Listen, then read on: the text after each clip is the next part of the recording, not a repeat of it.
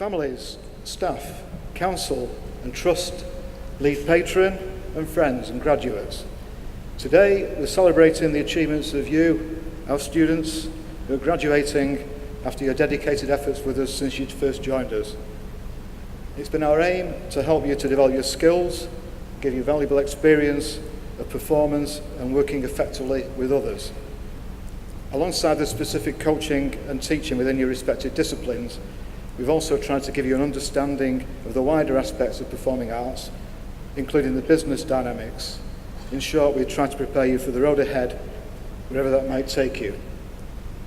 Collaboration is a word you will have heard from your earliest days with us, and I'm sure that during your time with us, you will have come to understand the importance of effective team working. So if we've achieved one of our key objectives, you'll take away with you a full appreciation of the roles of others in making performance possible.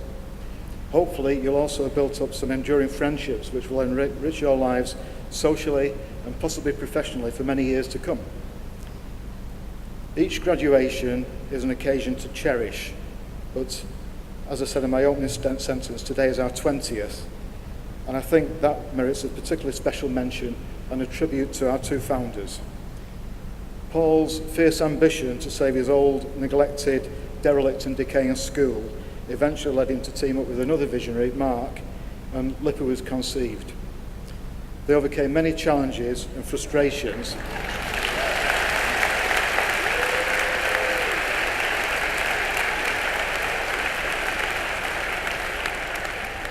There'll be plenty of opportunity for clapping in this one, I'll tell you. So, they overcame many challenges and frustrations, but their tenacity led to us opening our doors on 1st of January 1996, since when I think you'll all agree we've grown from strength to strength.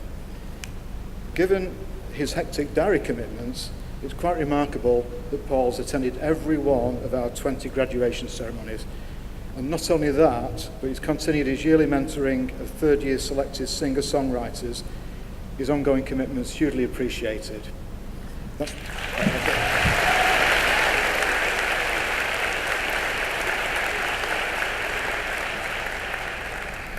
Along with our thanks, we also offer him our congratulations on his recent elevation in the Queen's Birthday Honours List to the Order of the Companions of Honour. Meanwhile, Mark has become an honorary fellow of Liverpool John Moores University and the Institute of Arts in Barcelona. Since our first graduation, approximately 5,000 graduates have walked across the stage to receive their degrees, and we're proud that such a high percentage of our graduates find employment and stay in employment, the vast majority in performing arts. That speaks volumes for the dedication and skill of our teaching staff. We received a deserved accolade last month when our teaching was given a gold award under the government's newly introduced Teaching and Excellence Framework. I know Mark will be saying more about this later on, so I'll just tell you what it means.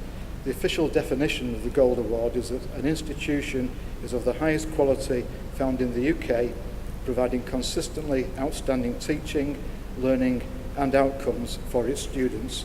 So many congratulations, coupled with our warmest thanks, go to all of our staff.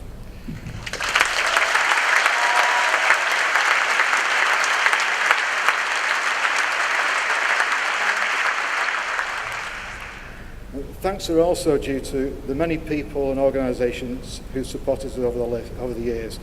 It's a long list, it's a list that gets bigger each year. But high on that list are the companions and honoured friends who've given their time freely and enthusiastically to mentor and share their experience with our students. Their contributions are invaluable. And this year, we're extending our sincere thanks to Chris Difford, John Driscoll, Joe Collins and Mary Ward, John Caird, Woody Harrelson, Kay Hilton and John Burton, who become LIPA companions. And we're also recognising and thanking Tony Wood, who becomes an honoured friend. From an international perspective, the past 12 months has been politically challenging, to say the least. But it's good to report that our institute continues to be in a very harmonious place. We're proud of the worldwide reputation we've developed, and we still have the highest concentration of international students of any UK performing arts higher education institution at our level. The performing arts transcend all geographical boundaries and they bring the world closer together, and I have no doubt whatsoever that our students will benefit from our pan-global positioning. On behalf of you, the graduates, I'd like to recognise the support given to your families and friends. You will know how invaluable they've been in helping you to achieve your potential. And we're delighted to welcome families and friends here today. They travel from near and far to be with us, from places like Trondheim, Taipei, and Tokstad. And to all of our guests, thank you for joining us today. Finally, before we watch how this year's graduating class have been spending their time with us, and before our students are presented for their awards, it remains for me to declare this, our 2017 graduation open. Thank you.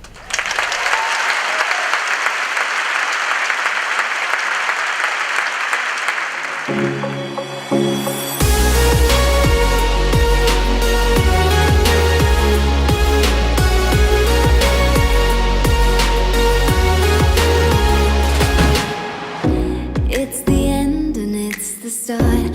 One more step till we depart. Burning candles in the dark.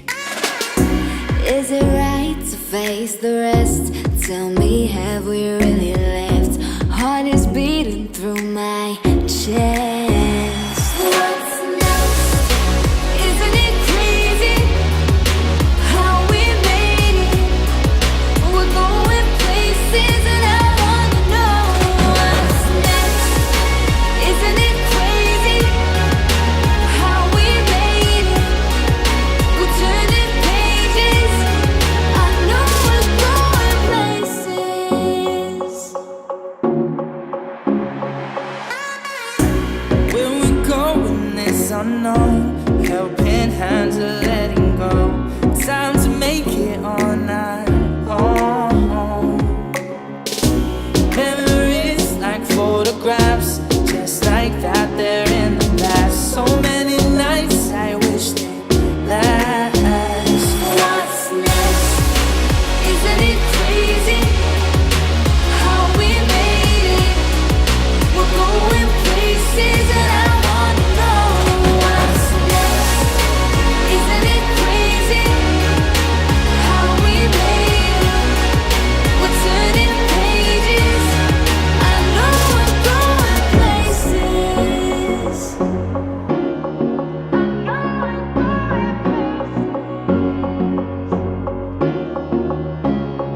What's next?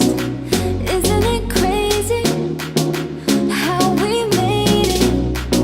We're going places and I wanna know what's next.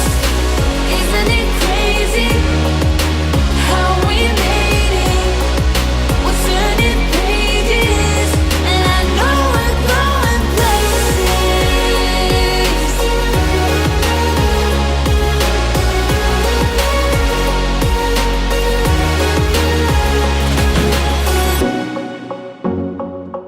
I know, I know, I know, I know, I know,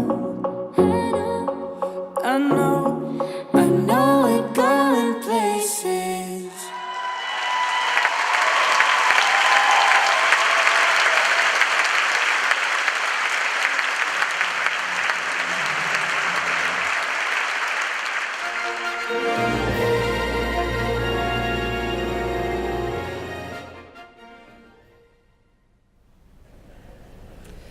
For the award of Bachelor of Arts with Honours Music, John Olav K. Alstad.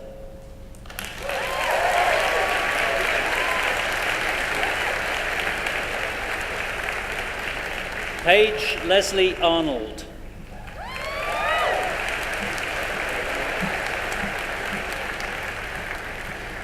With first class honours, Ryan Bickley.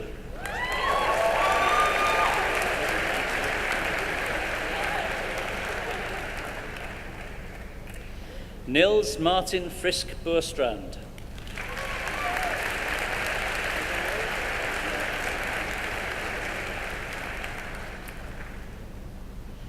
Bendik Arna Breivik.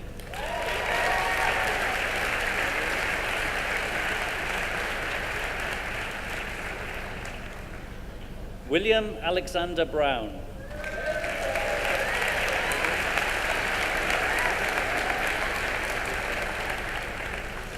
Molly May Calladine.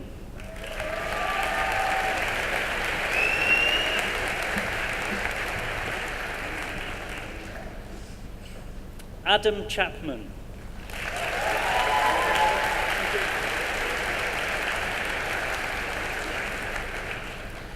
With first class honours, Christopher Johan Clark Shirui.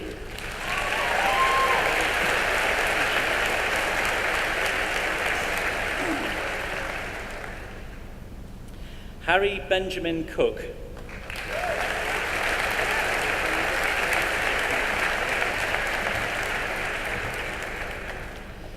Inez de Juana Garcia.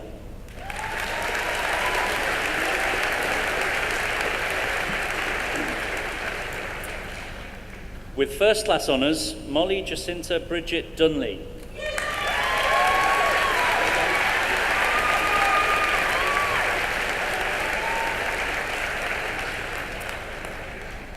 Adam Fairclough.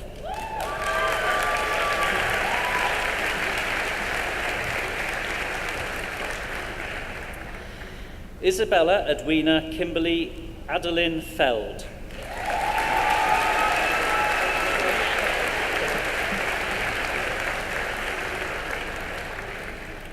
Christopher John Gaffney.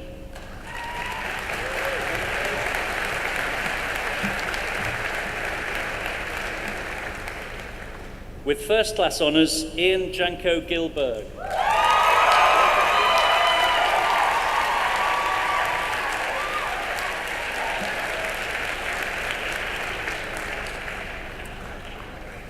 Olivia Rebecca Gold.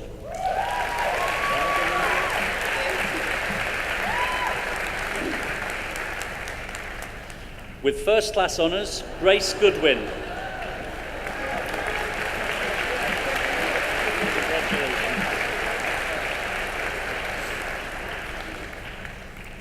Michael Jack Gormley.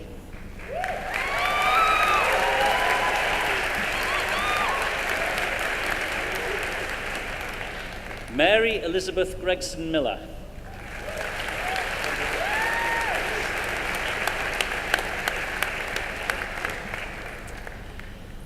Halvard Mirang Haugland. Congratulations, well done. Erland Hellevik.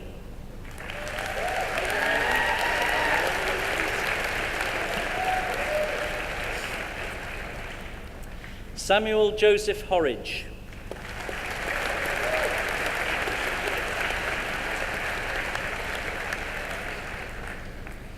Lewis Mark Howarth.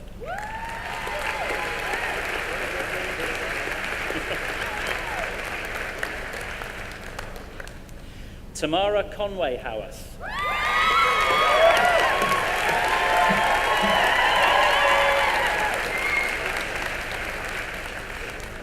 Katie Maria Hustwick.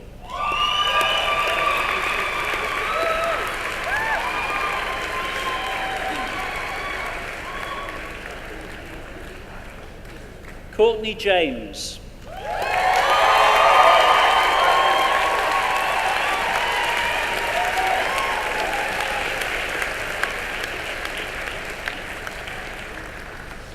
Amelia Krog Johannessen.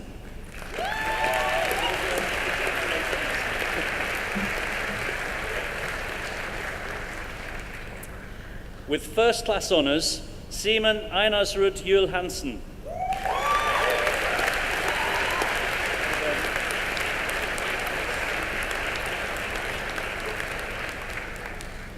And with first class honours, Unsuk Kim.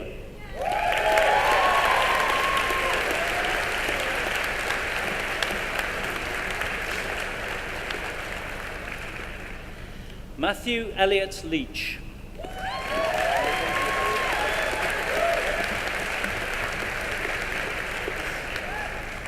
Sam Madison.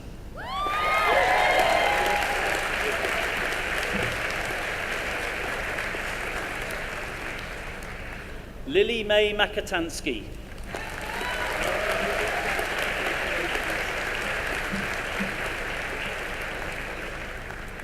Rebecca Mardal Engman.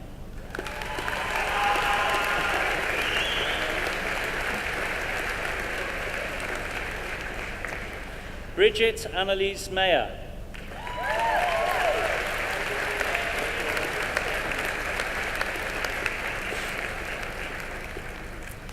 Ashwin Ashley Menon.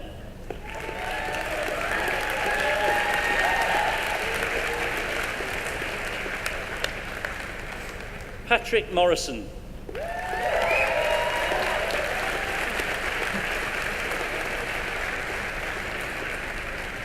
Bradley Mullins.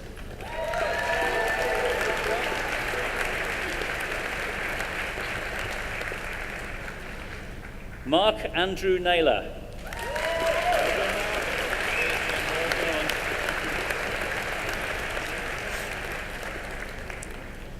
With first class honours, Hege Nesset.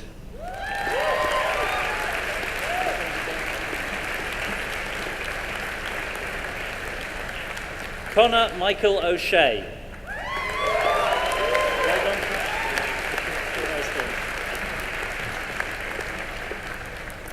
With first class honours, Cheyenne Cyrus Oshidar.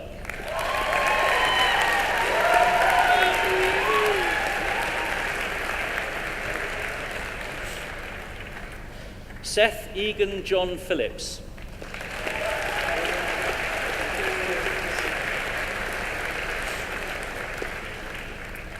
Vegard Trenmo Ring.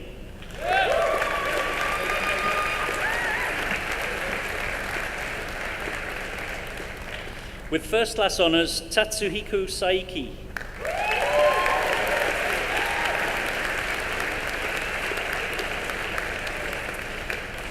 Amanda Nestor Scheibert.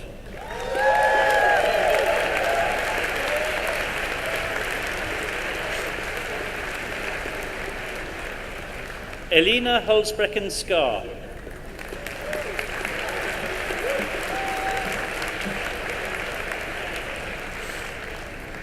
Megan Elise Sola Guinto.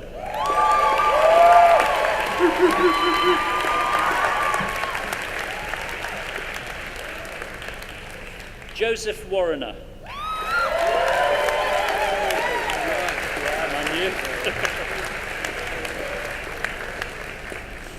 With first class honours, Oyvind Hassel Weisseth.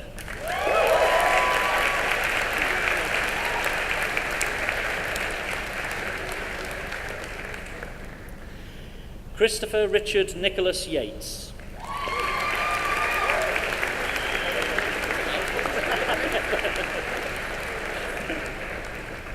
With first class honours, Clara Jade Utes.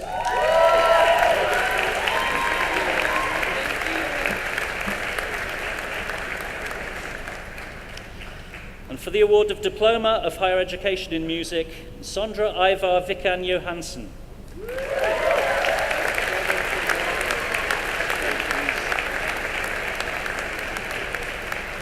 Joseph Alexander Shepherd.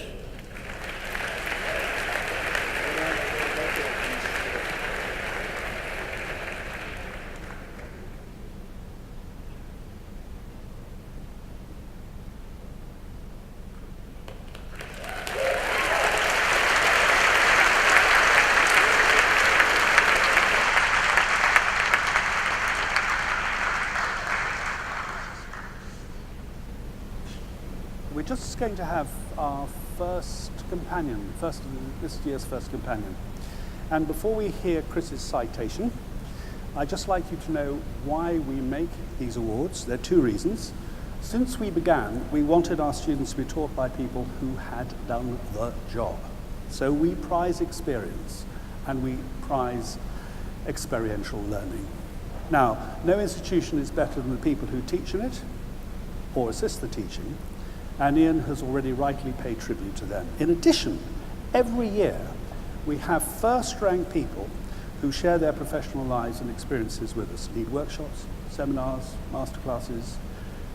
So that's the reason we want to honour them. And they don't just teach our students, they also teach us. Now, previous companions, Kevin Godley, Nicholas Grace, Anne Harrison, Steve Levine, Noddy Holder, Tony Platt, Tom Robinson, David Stark, and Greta Kashi are here today, as are honoured friends Janice Long, Rowena Morgan, John Rago, and Mark Summers. Patrons are here. Peter Sissons, who attended the Liverpool Institute for Boys with Paul.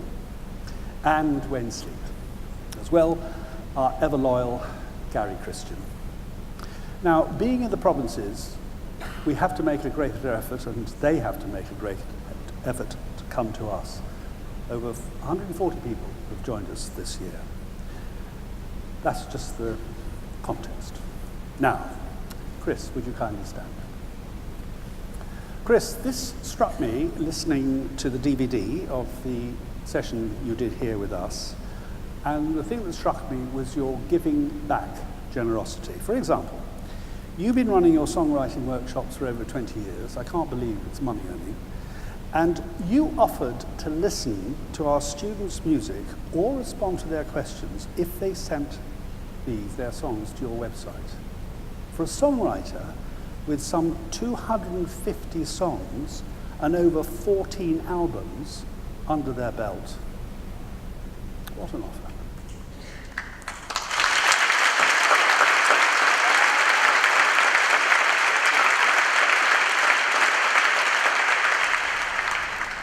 For those of you who don't know, Chris has been providing the lyrics, so his musical partner, Glenn Tilbrook, can write the music. This has been going on for over 30 years, under the banner of his band, Squeeze. You've written for Jules Holland, a former bandmate, and that's where you're heading to play tonight. Elton John, Wet, Wet, Wet, and others. You've produced also, and you've managed Brian Ferry, The Stripes, and you have rightly 2 Ivors behind you. And it's good to see, I noticed this morning, that your November gig here has already been sold out, and because you could only get 1 date, it could have probably been sold out twice or maybe 3 times. A lesson for the future, maybe? You spoke rather movingly about the trust that was needed for songwriting, about the writing partnership and the way achieving was shared. Well, thank you for sharing with us. We are honored, Chris, that you are here today to become one of our companions. Now you turn around.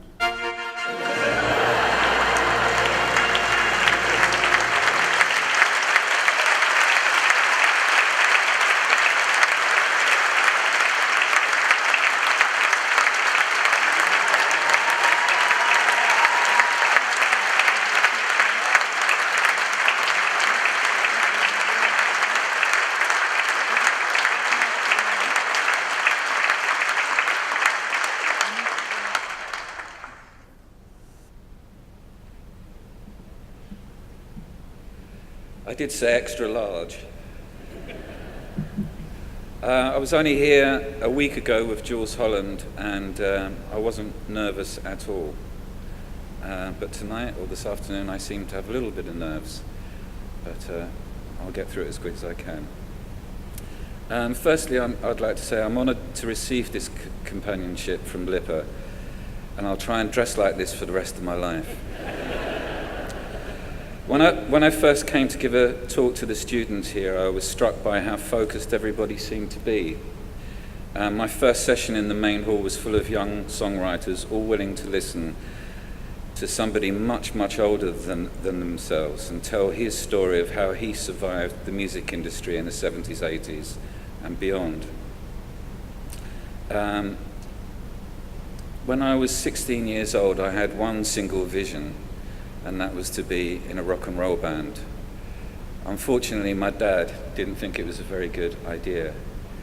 He thought I would end up a drug addict, an alcoholic, and skin. And he was absolutely right.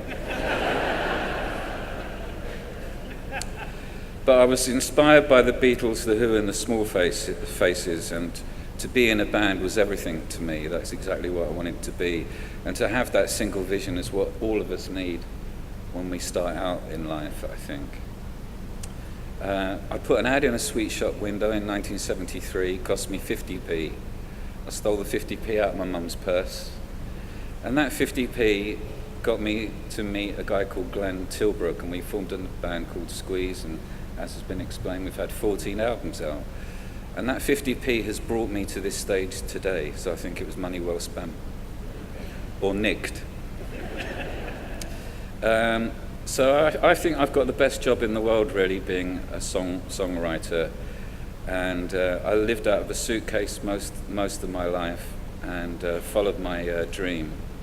And all of the students here at LIPA, I think, have got that kind of vision that they want to follow their dream. They spent long, hard hours learning the art of songwriting, lighting, drama, backstage tech work, design, all the sort of dedicated things that you need. Liverpool is such an inspirational place to study. LIPA is the most wonderful place for young people to learn the arts. And I wish I'd been places like this when I was a kid, although I probably wouldn't never have turned up. But the back of a transit van was enough for me to give me the kind of education that I needed. That I didn't want to be in the back of a transit van, I wanted to be in the front. And I wanted to be on this stage, which is where I was last week. So I'd just like to thank all the wonderful people at LIPA. And Paul, thank you very much for inviting me today and giving me this chance to wear a hat that doesn't quite fit. I'd like to thank my wife, Louise, for giving me the backing to stand up here and make a speech, my two lovely daughters, Grace, Sissy, and my brother Lou, who introduced me to the Beatles when I was 9 or 10 years old. It's all his bloody fault. Thank you very much.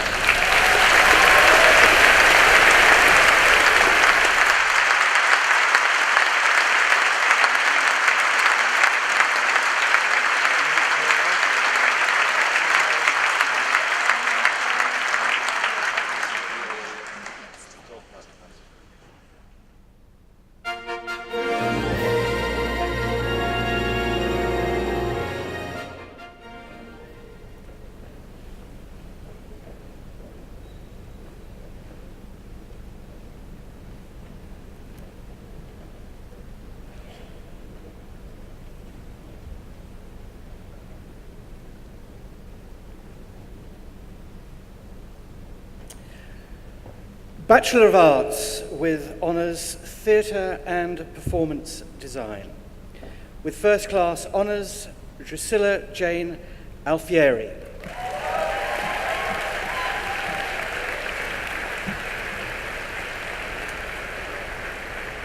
Emily Abigail Herbert.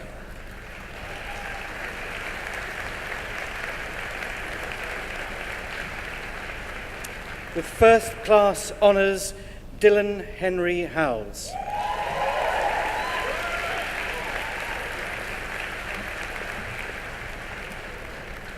With first class honours, Natalie Louise Johnson.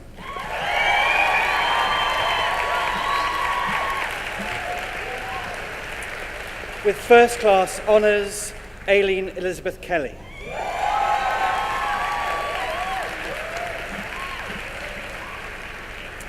Victoria Alice Lee.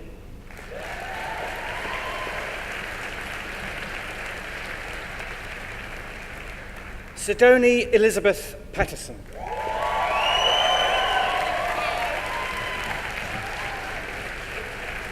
Tanya Elaine Walton.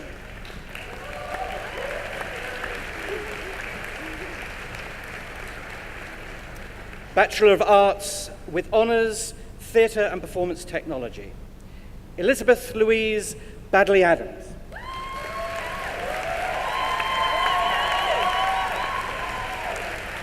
With first class honours, Alice Angela Margaret Barry.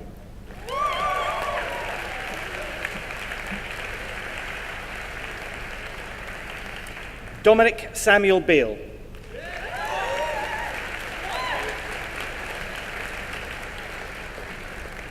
Benjamin Andrew William Bravener.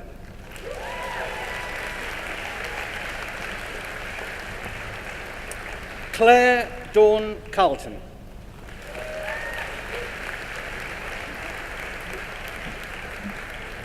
With first class honours, Findlay Charles Henry Claydon.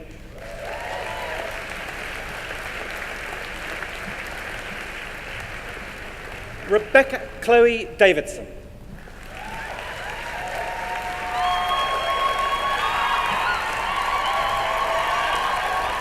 Joshua James Evans.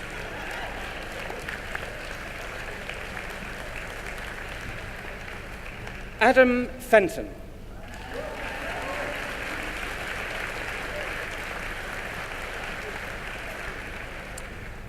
Adam Mark George.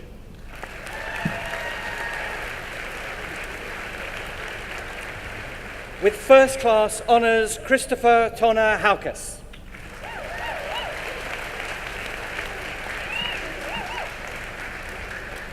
With first class honours, Sean Sheldon Llewellyn Hayes.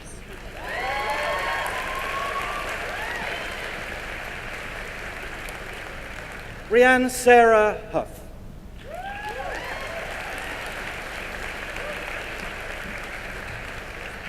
Emily Jade Kelly.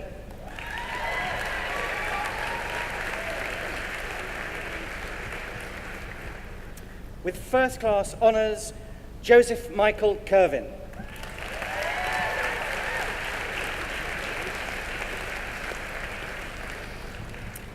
Catherine Jane Lord.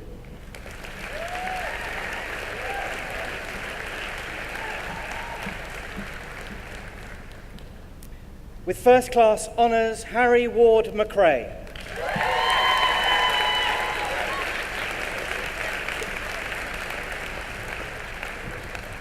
Lee McNeilis.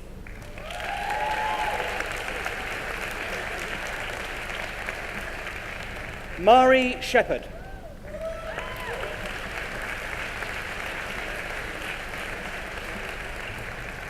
With first class honours, David Jonathan Smith.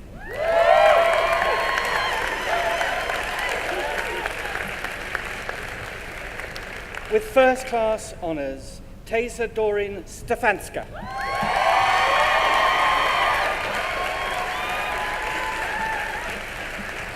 Gareth Richard Thomas Stevens.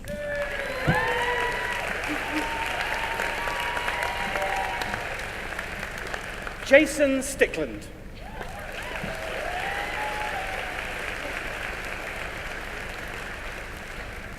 William Paul Sutcliffe.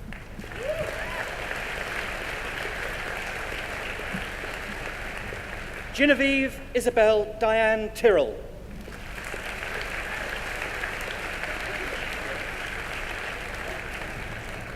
May Kate Woods.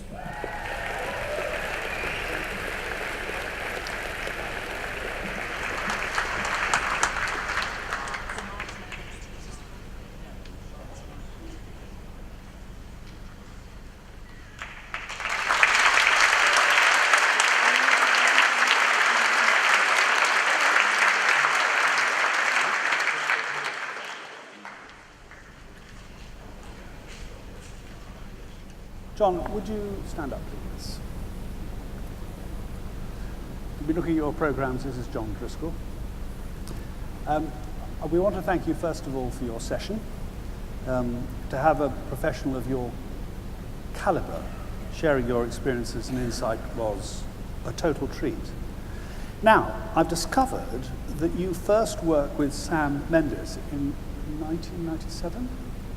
Probably. And it seems you've become his designer of choice since you joined forces for Richard III, Charlie and the Chocolate Factory, and King Lear.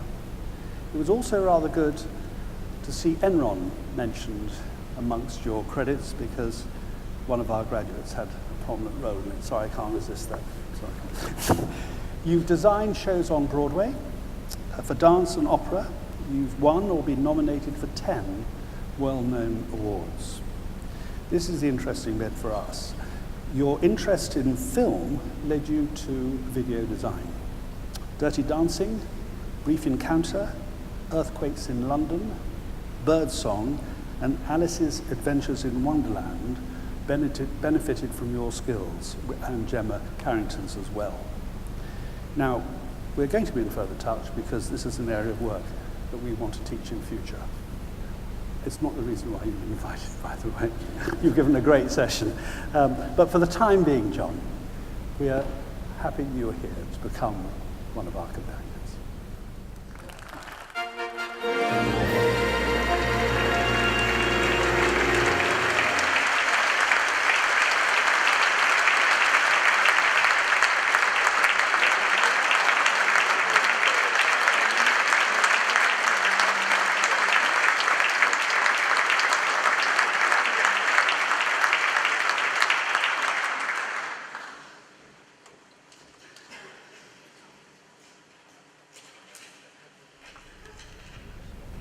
Dear students, parents and staff, thank you for awarding me with this companionship. I feel very honoured that you chose me, and I look forward to supporting LIPA and the students of the future. I am also grateful to the course leaders for adding the discipline of projection design to the technical performance design curriculum. Congratulations to this year's graduates for their achievements. I met many of the technical theatre students last year at my masterclass. I was impressed that the designers and technicians from all disciplines came to listen to me. LIPA students are taught the valuable ethic that you need an understanding of everybody else's job in order to collaborate and succeed at your own craft. My first real professional job in the theatre industry earned me the nickname of The Pup. The burly crew of the Cottesloe Theatre gave me that nickname because I was probably a bit wide-eyed, precocious and annoying. However, I like to think it was because I was tirelessly enthusiastic about finally working in an exciting theatre environment.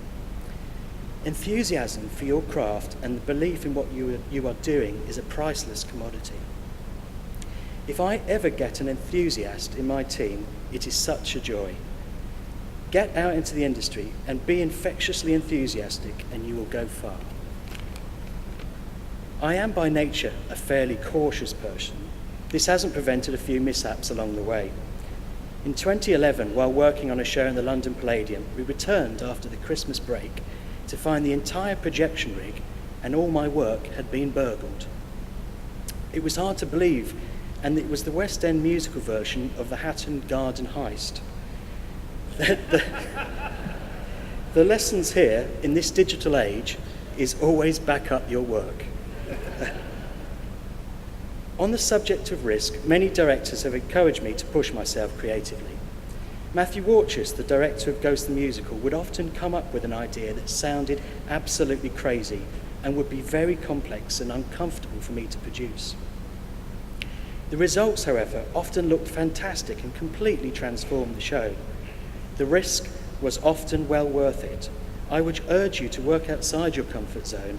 It can yield interesting results. My final piece of advice is that it is important to listen and to be sensitive to your fellow collaborators. Your own art form should not assume centre stage. Ensure that the hard-working people around you and your team are cared for and show them your gratitude for their hard work. When you find yourself among a special team, it really doesn't get any better. Good luck to you all, and thank you to LIPA. Thank you.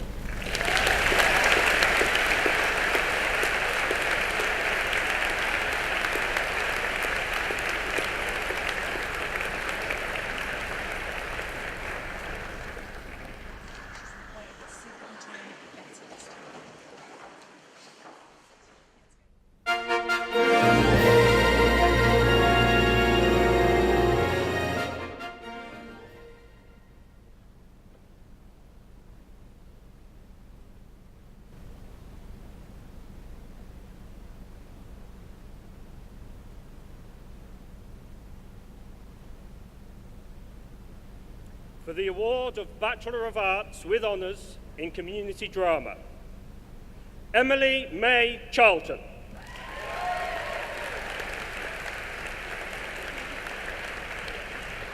With First Class Honours, Eleanor Janet Crabb.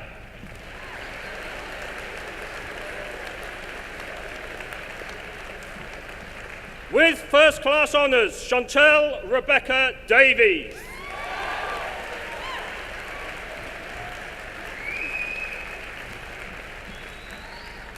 With First Class Honours, Elizabeth Alexandra Crawford.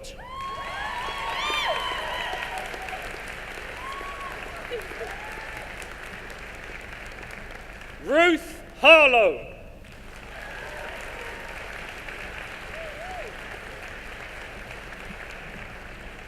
With First Class Honours, Vary Johnston.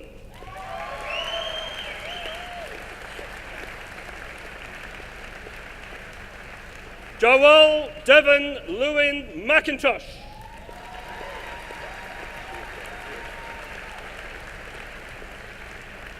With First Class Honours, Ian Nenner.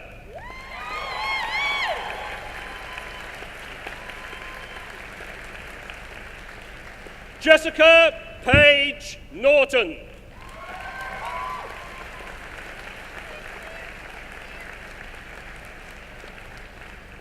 Emily Alice O'Brien.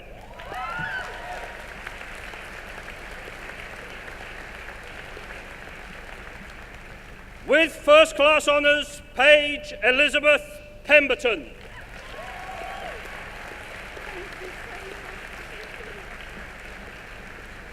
With first class honours, Charlotte Ashley Regan.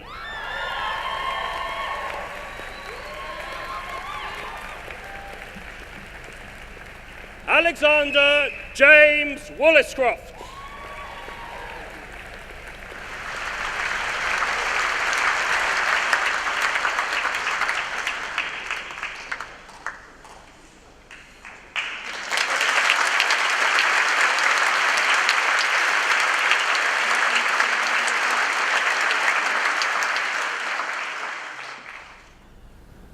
I think Brendan gets the prize for clarity of delivery.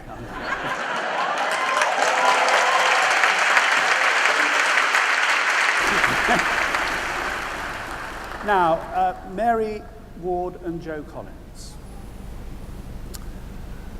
Now, you just stand and just sort of look in my direction. That's lovely. Okay. Now, Mary and Joe, who you may not know, met and joined up 43 years ago to create an inclusive, I'll come back to this word, an inclusive theatre company for youngsters, which began in the proverbial chicken shed.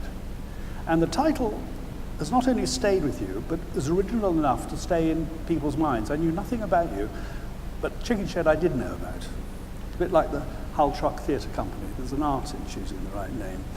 Your idea all that time ago was inclusive theatre.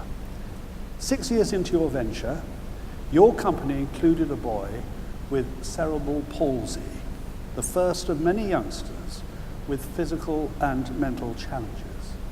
14 years later, with the help of the Rain family, you moved into your own building in Enfield. Throughout your journey to this day, Mary, you have directed over 100 original productions, while Joe, you have provided the music.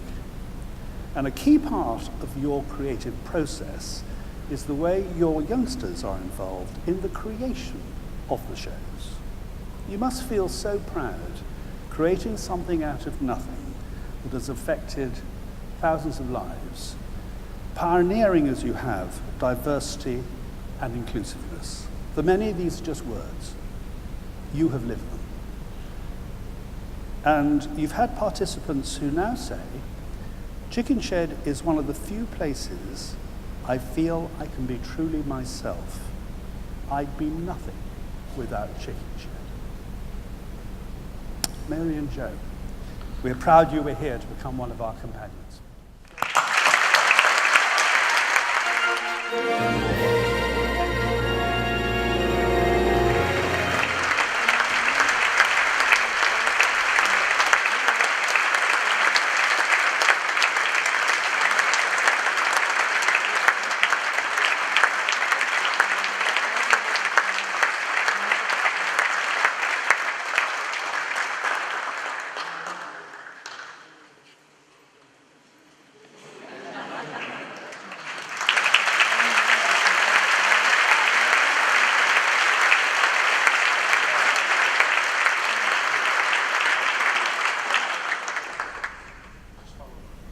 Just before we start, with you saying about us being in the chicken shed, we were told by, I shan't name the company, by top marketing experts in our early days, you can't keep that name Chicken Shed, it sounds silly, you must change it. People will never remember you.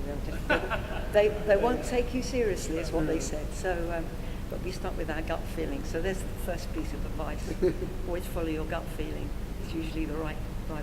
Sorry, you're starting, aren't you? Oh yeah, okay.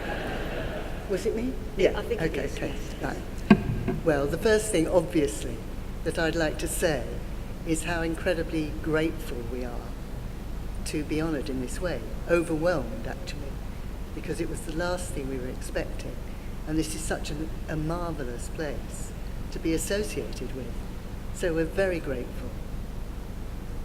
And I'd like to also, at this point, although I'm speaking on behalf of Joe and myself, I'd also like to mention all the people who have belonged to Chicken Shed and have made it what it is.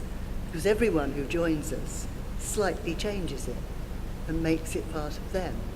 So we get a little bit of them inside the company changes as it goes along. And it's been going along for 43 years, which sounds an awful long time when you say it like that. I'd also like to say how grateful we are to Brendan for inviting us here in the spring, I think it was. We came to speak to the community drama course, and we were so impressed by their enthusiasm and their openness to everything that was new, they were interested in. And we could see, as we were talking to them, their faces and their minds just taking things on. Okay, I'll do things this way and I'll do things that way. And that is the most wonderful feeling for people who, don't particularly think about that what they're going to say is going to affect anyone. And then when it affects people like that, it is just amazing. And we're so grateful to you, and we'll remember it forever. And just Thank a you. little, Oh. yes. No, sorry, it is your turn. It is my turn. I shan't be long. But just to say that the focus of an inclusive society, and in our case, an inclusive company, is always on everybody, not on just yourself. And so when we do a performance or we create anything, it's always as an ensemble.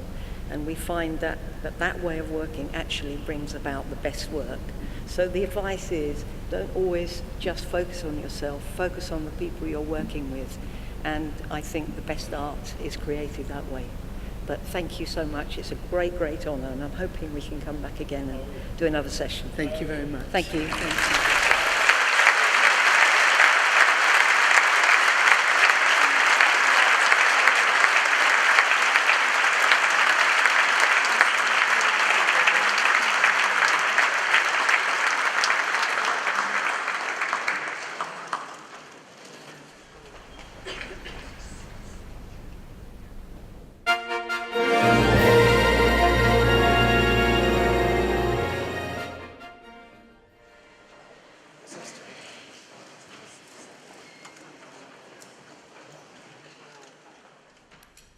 Bachelor of Arts with Honours in Acting, Grace Bailey.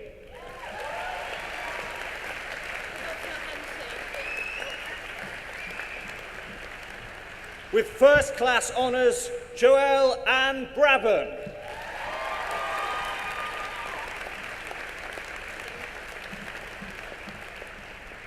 Matthew James Bromwich.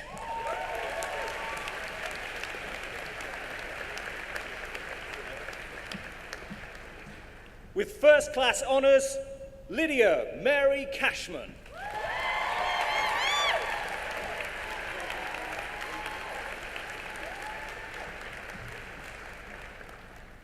Paul Daly.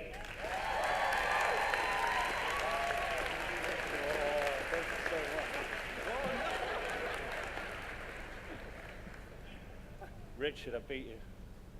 I got the prize. With First Class Honours, Rochelle Miche Diedrichs.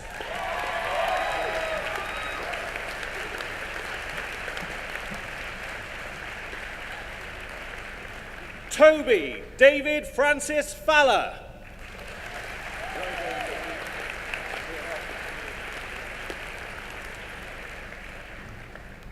Martin James Hesketh.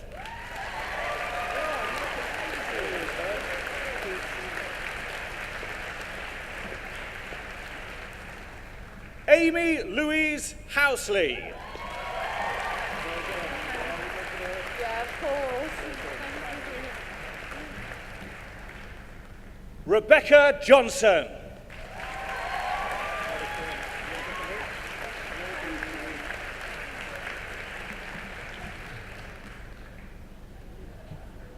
Claire Marie Jolliffe.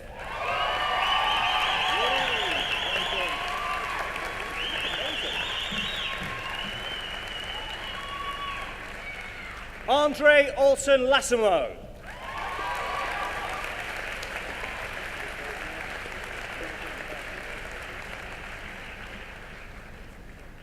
Michael James Lawson.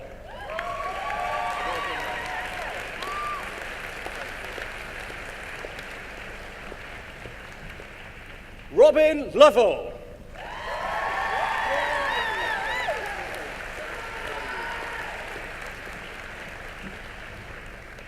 Megan Malusek.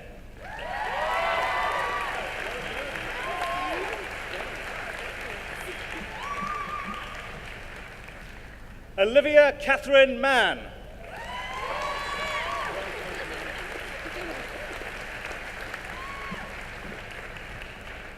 Ashley Michael Matthews.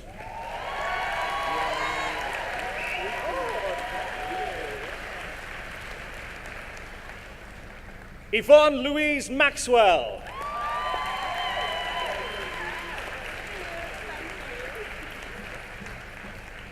Elizabeth Ann Morgan.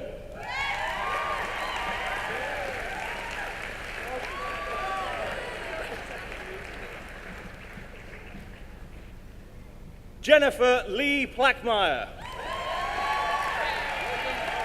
I know.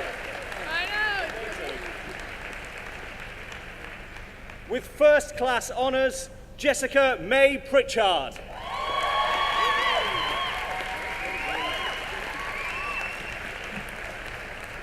With first class honours, Duncan Andrew Richards.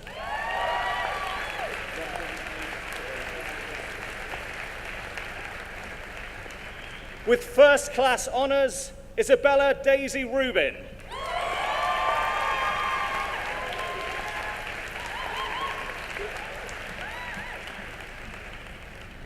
Adam Martin Smith.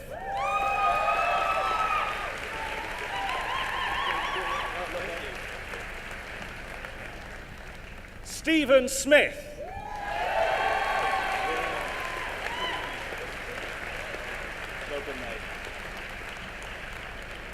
Tobias George Trussler Rowland.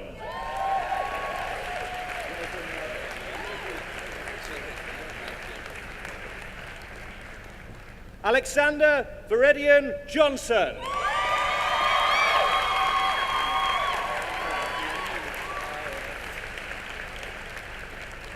With first class honours, Lauren Muriel Wayne.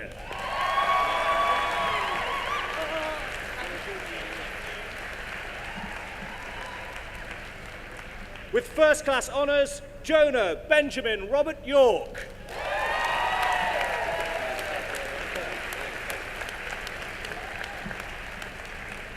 Karen Margaret Young.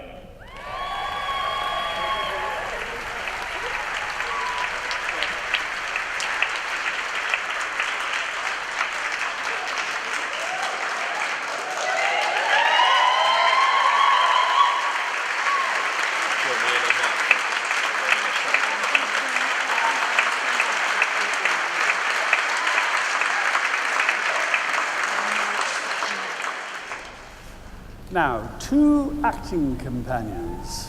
The first one is John Caird. So, John, would you please stand? Now, our route to you was through Thomas Schoenberg, one of our associates, whose father wrote the score for Les Miserables, which you adapted and co-directed with Trevor Nunn.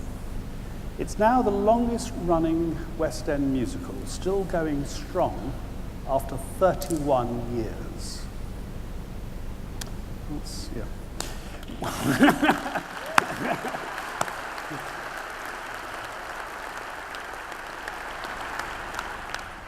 We want to try to hold on to you because your nearly 50 years of experience could hardly be equaled, nor your honesty when you answered our questions about your career. Just one example. You began life as an actor, and then you told us you realized you liked the life of an actor rather than actually acting. And you also realized that bringing text to life for everyone excited you more. You've directed just about everyone we've heard of. time for a little snippet of 6. Daniel Day-Lewis, Mark Rylance, Judi Dench, Ian McKellen, Gillian Anderson, Anthony Sher. You've worked in 5 countries, producing theatre, opera, and television. You've directed over 20 productions for the RSC, including that landmark 9-hour show, Nicholas Nickleby, for which you won an Olivier, one of some 21 awards and nominations. You directed some 8 productions for the National Theatre. These are part of the 100 or so productions you've helped into life, as well as writing and devising. So you can see, John, why we're honoured that you are here today to become one of our companions.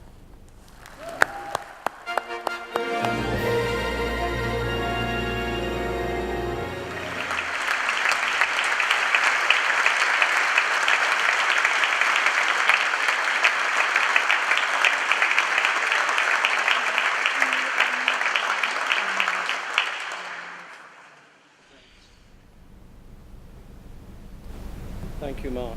Thank you, Paul. Thank you, LIPA, for this great distinction. And congratulations to you lot. Congratulations for scrubbing up so nicely. I think the Liverpool hairdressers have done very well over the last few days. You've already come a long way, you talented people. You got into LIPA, after all, which is a hell of a thing to do. Your teachers here, many of whom I know, are great judges of talent, so you must have something going for you. But what now? How are you going to get work? How are you going to get that consistent and refining work that you need to become better and better at what you do, at acting, dancing, music, directing?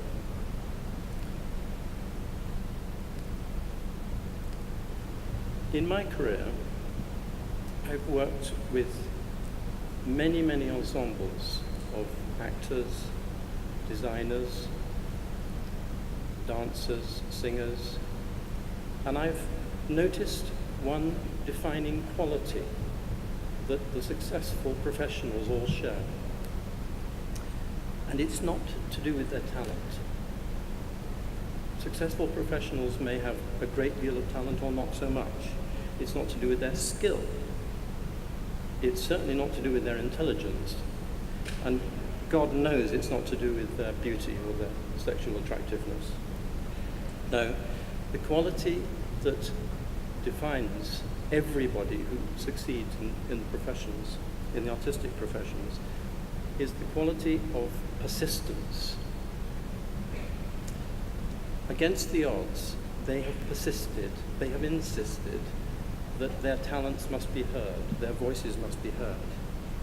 And how did they do that? How do you do that? How do you persist?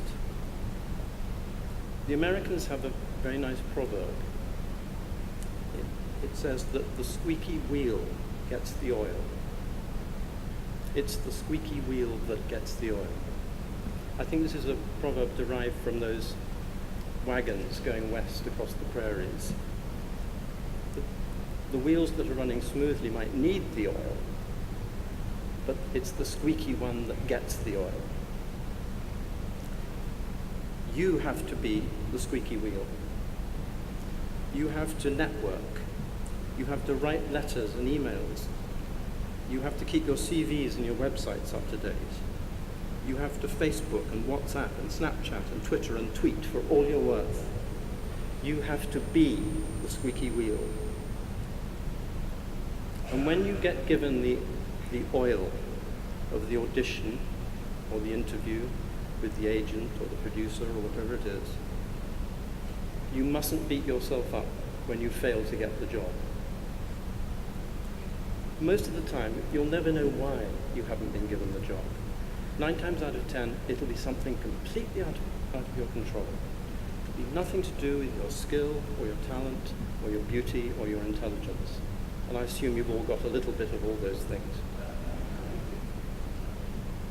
When you fail, you have to wake up the next morning ready to squeak again, and Twitter and tweet. Never forget, it might be the early bird that always gets the worm, but it's the second mouse that gets to eat the cheese.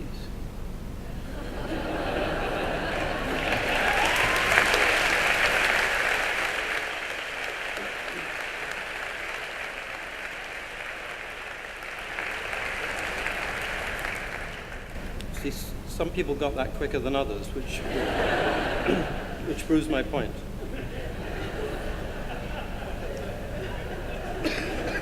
Mark just got it. One last thought for you. Never forget today. If you want strength and courage for the years ahead, look around you now. Your family, your friends, your colleagues, your teachers, your mates. Hold them close to you, because they are you. They've shared this precious time with you, and they'll help you on the road ahead, just as you will help them. Good luck, and keep squeaking.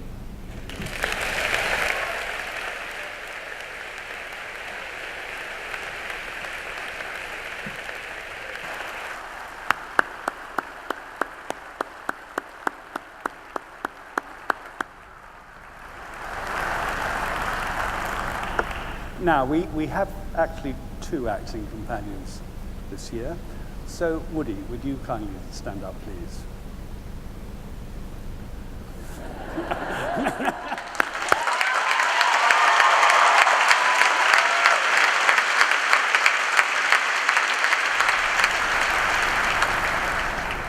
Now, this is actually going to be quite a hard citation to do, because we could spend the whole rest of this ceremony just mentioning the 91 film credits, your TV and straight theatre, not to forget your writing and directing accomplishments. And one could pick from that long list, memorizing character portrayals in Cheers, White Men Can't Jump, The Messenger, The Hunger Games, People vs. Larry Flint, Game Change, True Detective, 7 Psychopaths, and Natural Born Killers.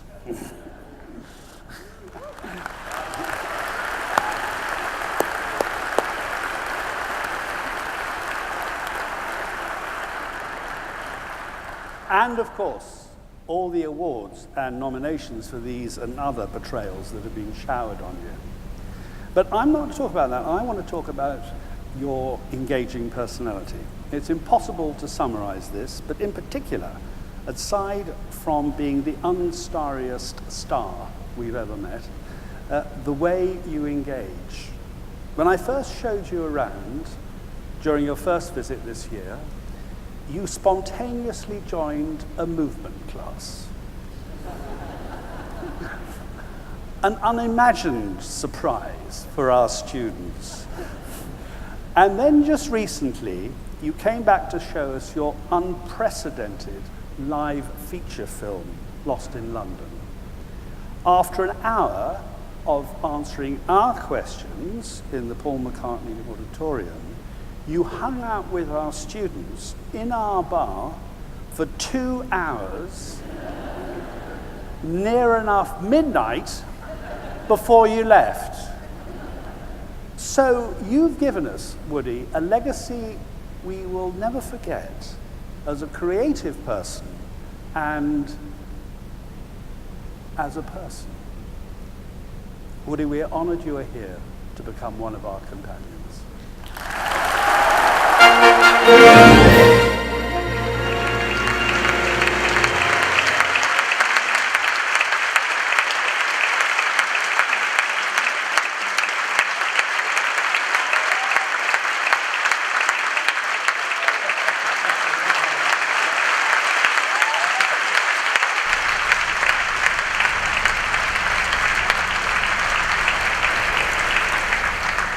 Thank you.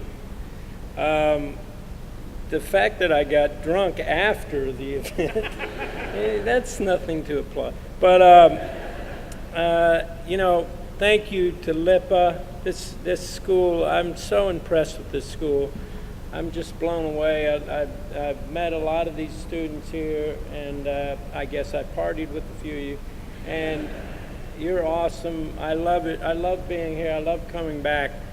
I got to do Q&As twice here.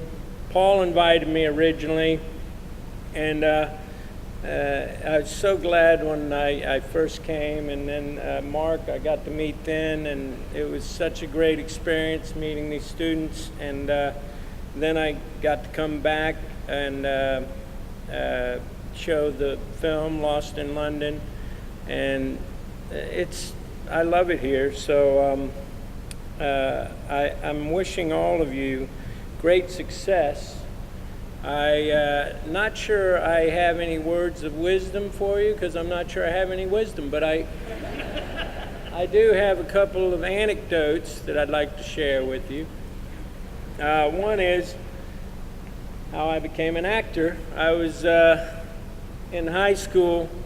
It was my junior year, and I was in the library, and it was kind of festive. It was right before Christmas, and some of the guys from the football team said, "Woody, do your Elvis," because I used to do this little Elvis thing. And I said, there's a lot of people in here, and I can't do it quietly. I'm not doing it. And they're like, "Come on, do it." No, I'm not doing it. They keep insisting. And finally, I guess the inner performer in me started singing. All shook up it was. "Well, bless my soul, what's wrong with me? I'm itching like a man on a fuzzy tree. My friends say I'm acting wild as a bug. I'm in love. I'm all shook up." So I started singing.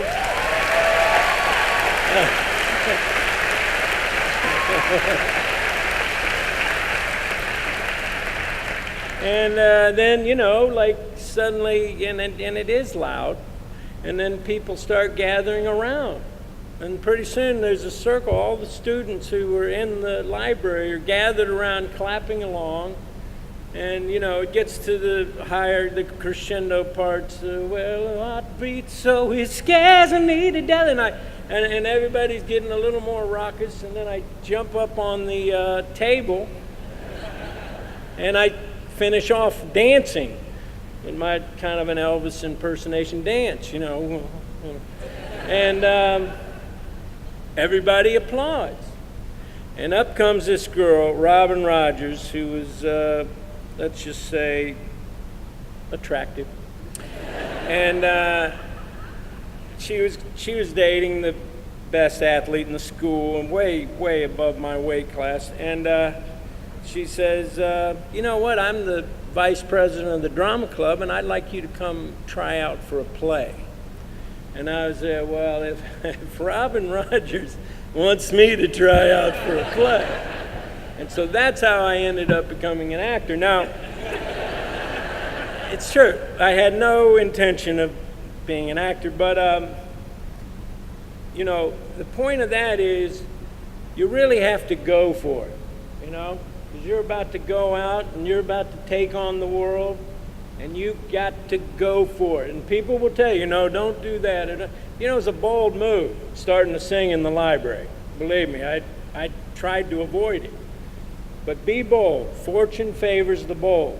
That's one thing I want to impart to you. Second anecdote has to do with my dear friend, Sir Paul, right over here.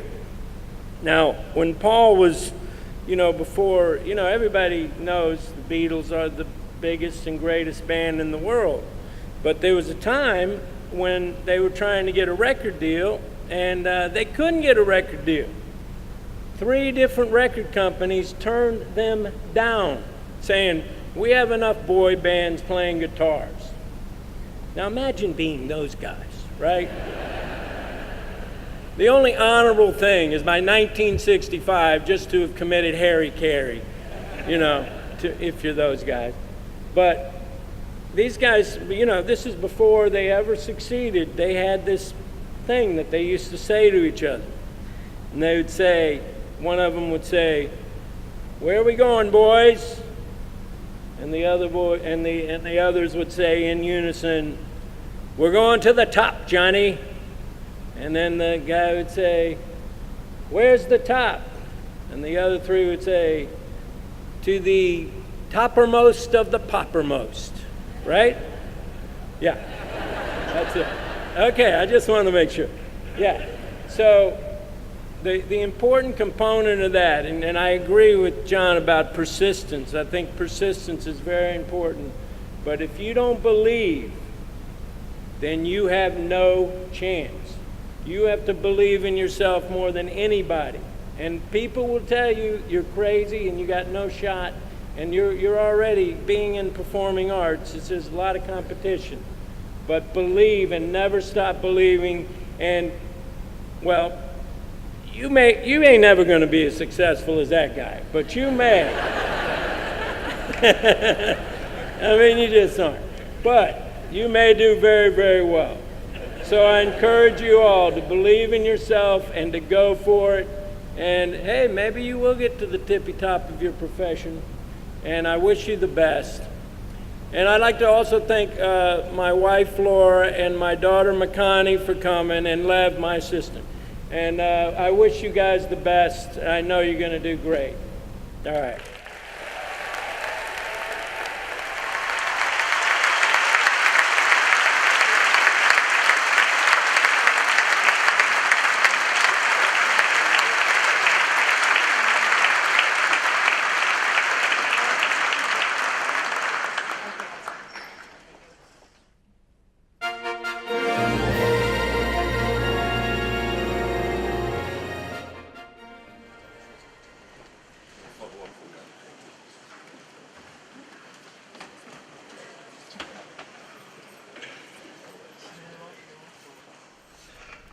Bachelor of Arts with Honours, Music, Theatre and Entertainment Management.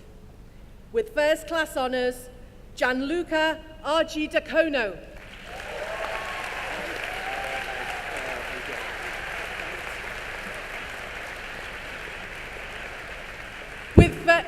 With First Class Honours, Vera Marianne Bain.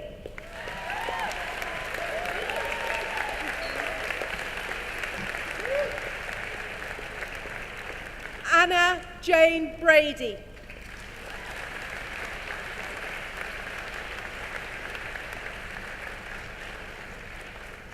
Rebecca Jane Brunskill.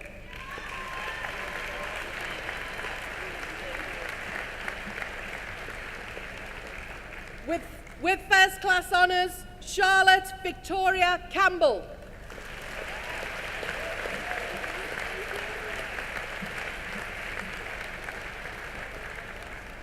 Owen James Charlton.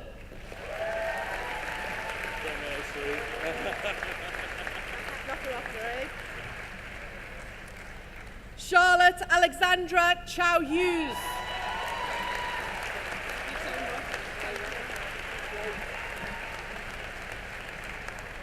Claire Louise Eggerson.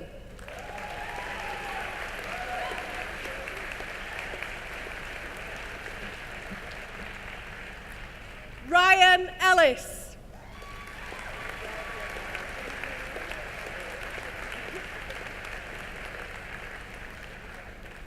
Erin Gibson.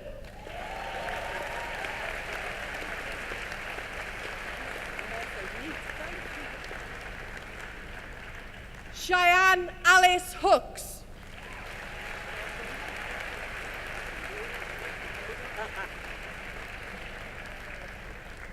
Corinne Isabel Hope.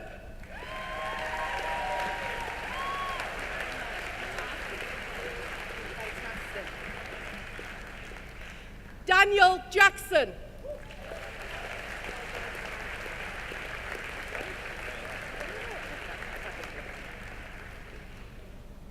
Cheryl Ming Hui Lo.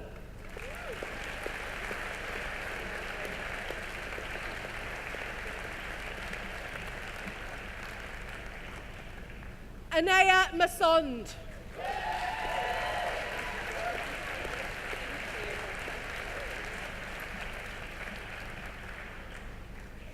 Tiana Margaret McCluskey.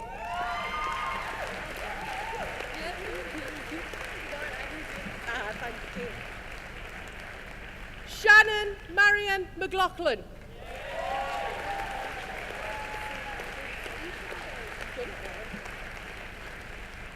Liam Michael McMullen.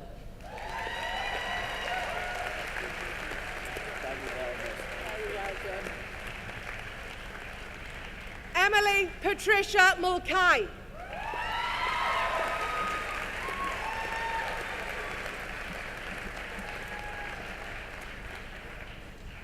Marek Mikic.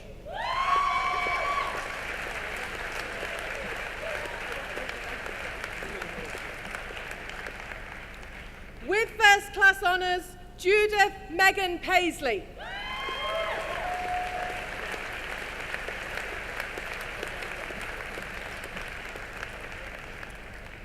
Faye Louise Parkinson.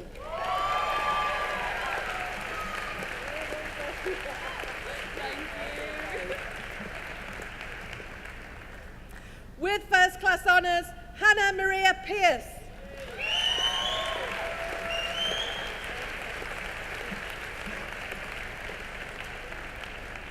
Benjamin William Oborn Pitts.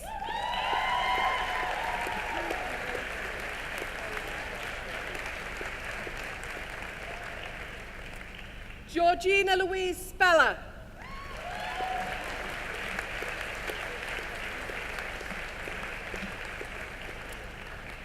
Jordan Taylor.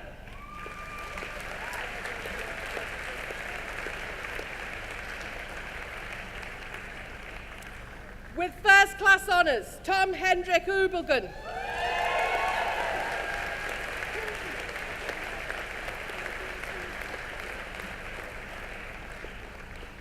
Georgina Hollywood.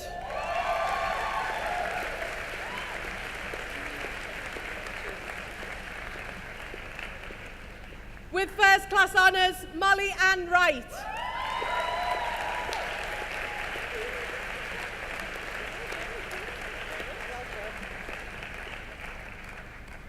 Sophia Zhiravska.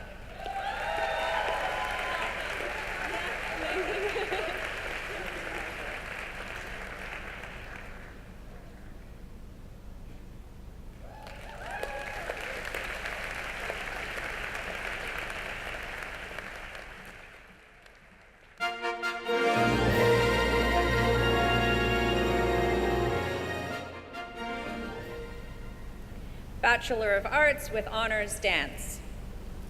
Francesca Connolly, First Class Honors.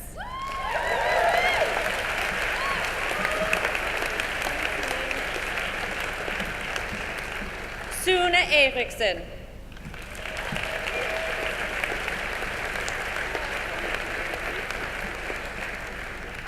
Emily Grace Fox, First Class Honors.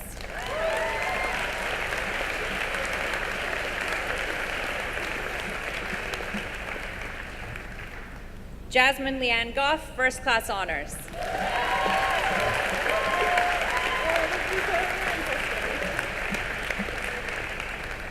Ada Jane Holden, First Class Honors.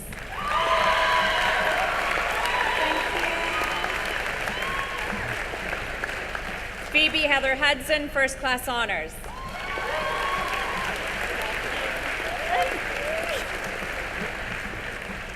Renee Hughes, First Class Honors.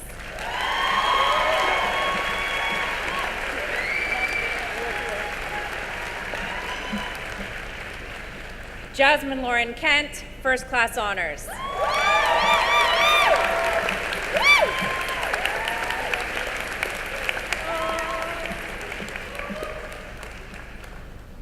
Rike Annette Lund.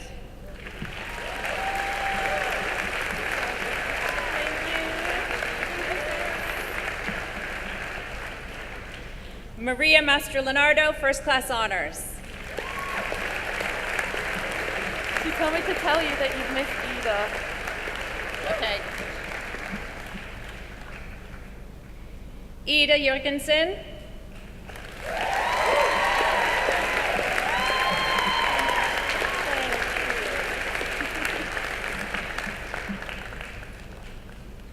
Caitlin Joanna McCarthy, first class honors.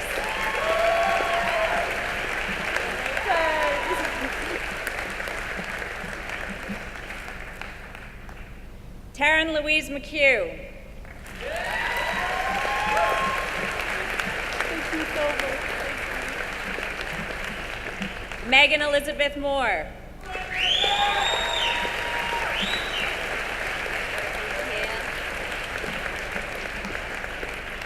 Celia Östby. Thank you. Abigail May Phillips.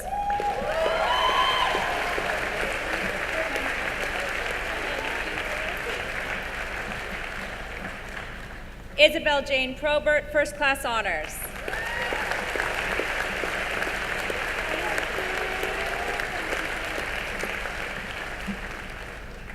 Ashwarya Milland Rout, first class honors.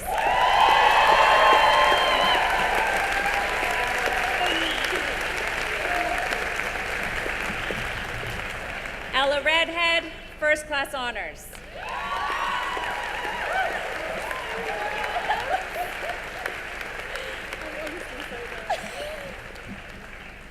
Billy Joe Rowan, first class honors.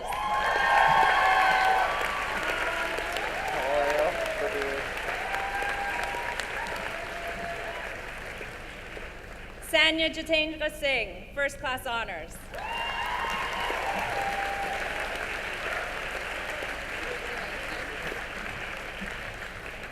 Dylan Hope Suttle, first class honors. I love you too. Thank you.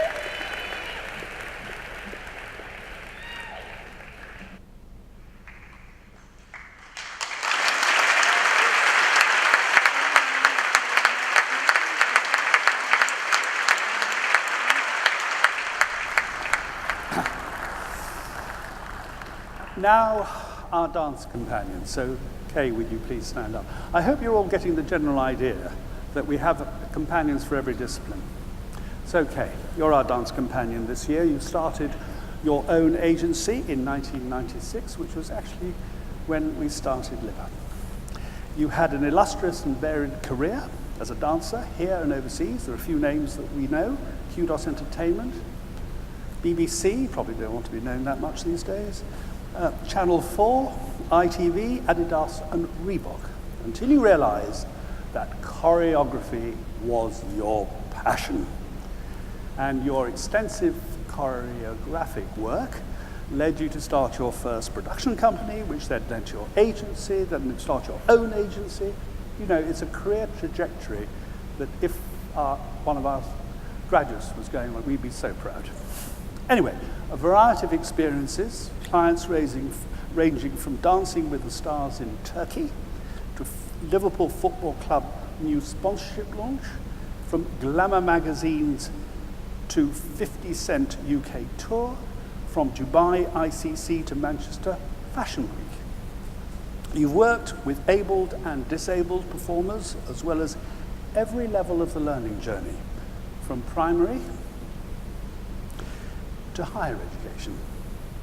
And you've worked with us, I think I'm getting this right, Sarah, in 2011. You can contradict me? All right. Anyway, this was the start of a new branch of your career, since you now work with many UK colleges and universities. And I hope, Kay, you will continue to work with us. Thank you for being here to become one of our LIPA companions.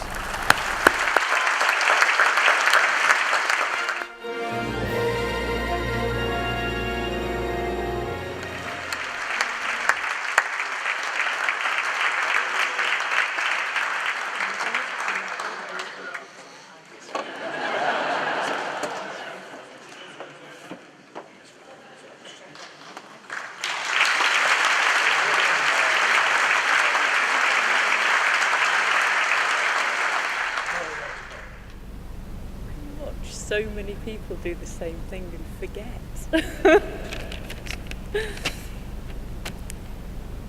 Thank you for giving me this award. I'm incredibly proud to receive it.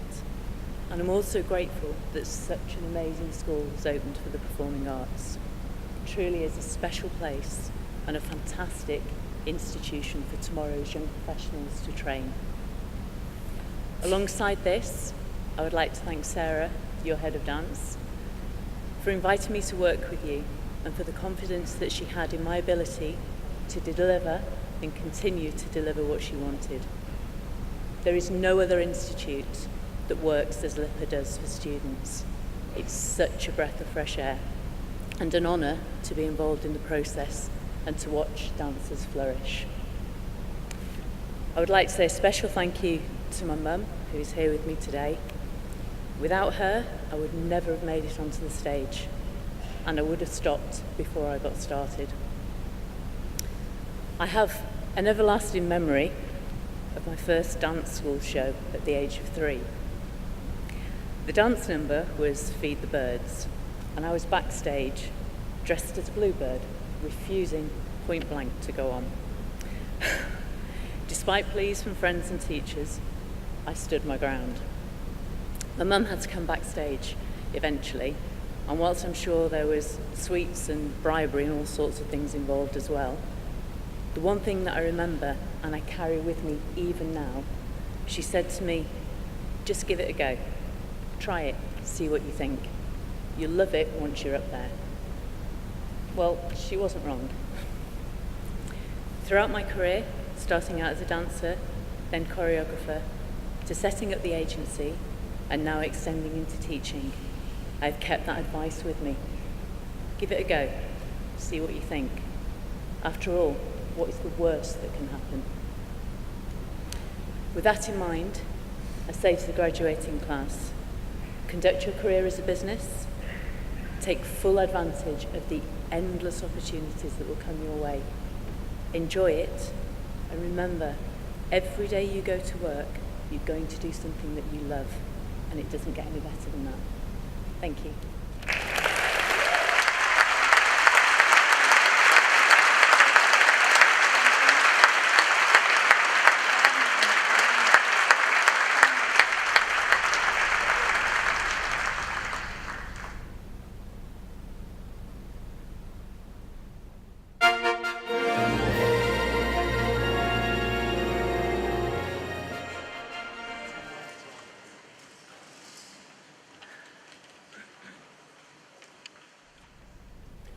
Bachelor of Arts with Honours, Sound Technology. Anna Alexandrovska.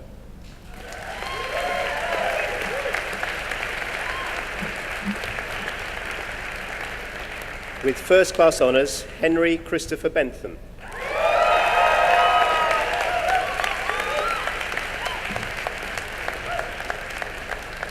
Jacob Simon Bolter.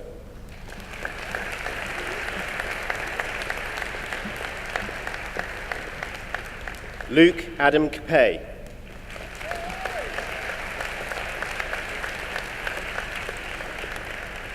Liam Robert Cartwright.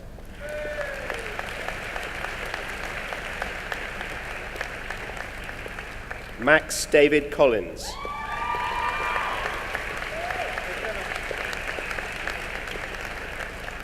Callum Cowie.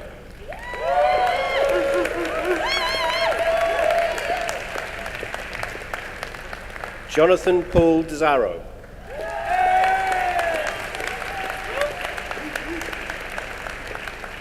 Wayne Davies.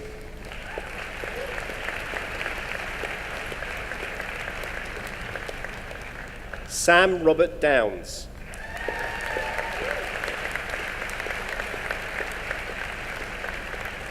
Kyle Skeen Durno.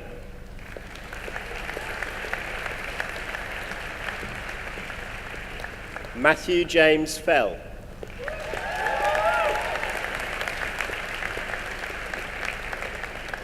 Joseph Frederick Furness.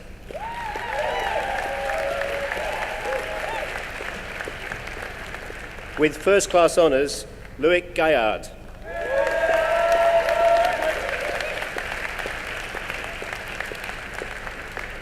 With first class honours, Kai Llewellyn Griffith.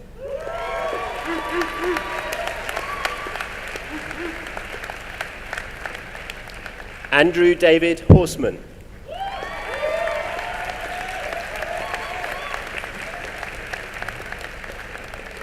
William James Howell.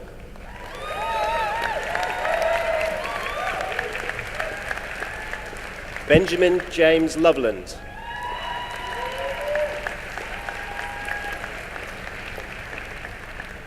With first class honours, Thomas James Melling.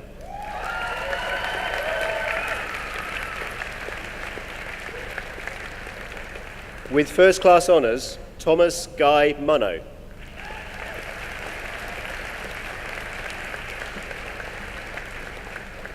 Samuel Stoddard.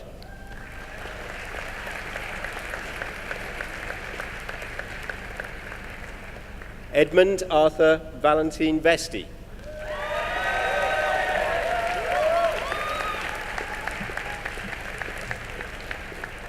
Edward White.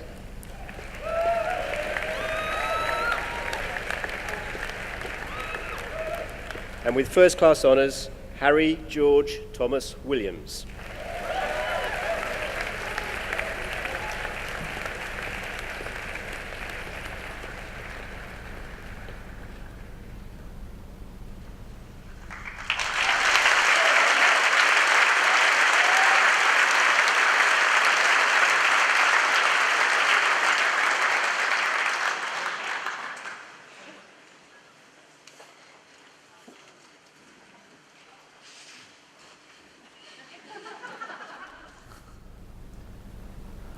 I'm terribly sorry, I've got foundation certificates in my thing. Am I wrong? Is that happening next? No. Do I hear a general no? All right. Who? Oh, John Burke. All right. John, would you stand up, please? I'm sorry for that. Thank you, John. John, you exemplify entrance for our sound technology discipline because over the years they've been fairly evenly split between people who are musicians and turn to sound and those who are only interested in sound. You exemplify this because you started life as a musician, a guitarist, although, as you rather sweetly say, you were more noted for your sound rather than your technique. In the early days, your clients were Ride and Radiohead. Since then, you've toured with Suede, Pulp, the Lighthouse Family, Stereophonics, Lulu, Blue, and for the last 14 years, The Prodigy. You have been working as a front of house engineer and a monitor engineer, and you've worked at the highest level for over 20 years. Now, along with live sound, you've also worked in television and radio on shows like Later with Jules, Top of the Pops, and TFI Friday. You're also a partner in the Laundry Rooms, a studio complex in Sheffield, which you built from scratch with a fellow engineer. Now, a chance talk to manufacturers over 20 years ago sparked your interest in education. And you're now you're active in this country and overseas, not least ourselves, where you have contributed many times. During one memorable session, you told us how to survive as a sound engineer. You may be telling us this again, but it was advice that has lingered. John, we are honored that you are here today to become one of our companions.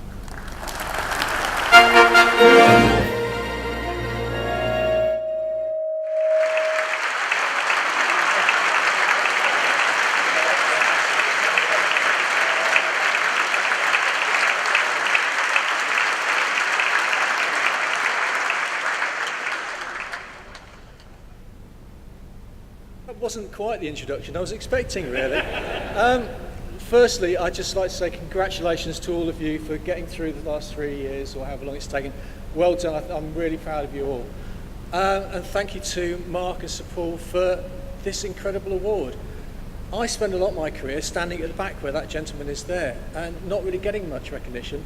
And to get recognition for my contribution to teaching is a total honour. I'm quite flabbergasted. I'm still flabbergasted by it all. I must say as well that this is the most nervous I've ever been. I don't mind talking normally, but today's been, my wife will tell you, I've been a nervous wreck since we left the house. But when we did leave the house, I decided at a very early age to never wear a suit to work. And I actually go and buy a suit to come to this. And as I walked out this morning, my lad turned around to me and said, "Do you know, it looks like you've got a proper job."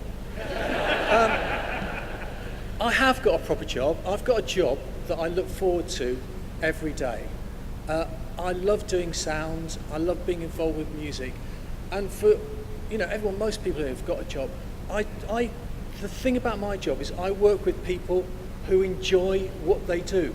The most important thing that you'll have realised over the last 3 years is you're working with other people who enjoy what they do, working towards a common goal, the show. The only thing that matters for most of us is the show. And we're all working towards that, and I love it.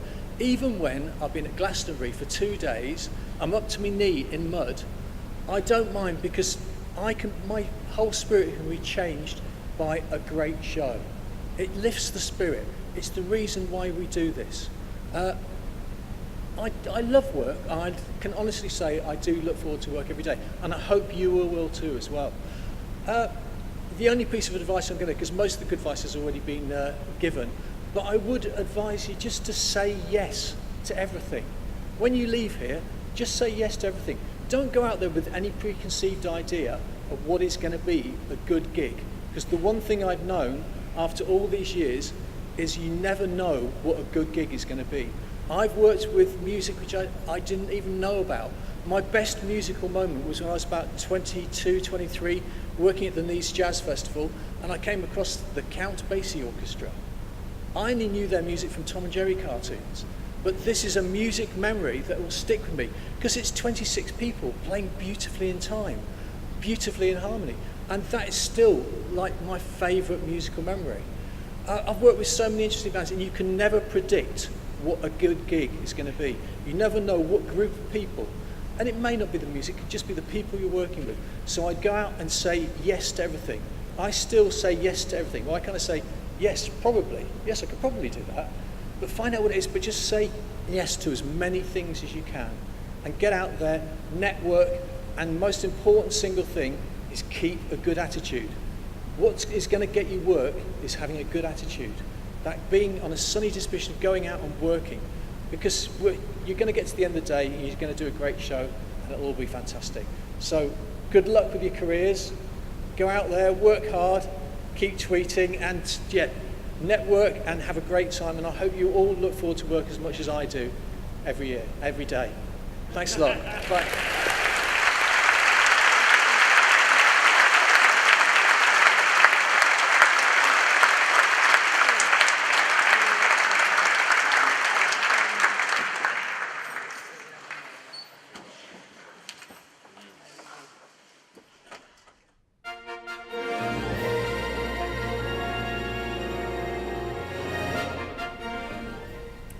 For the award of Foundation Certificate in Popular Music and Music Technology, Gabrielle Bulgarelli Freitas.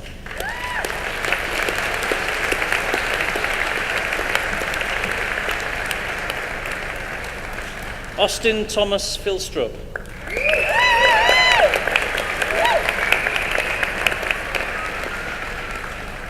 Lucy Rose Horisberger.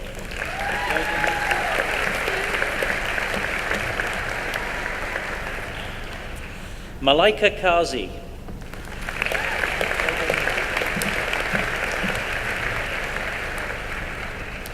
James Francis John Kerr.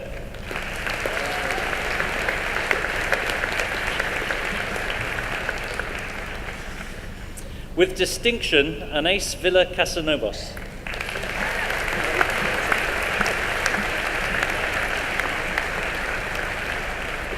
With distinction, Chunpu Wang.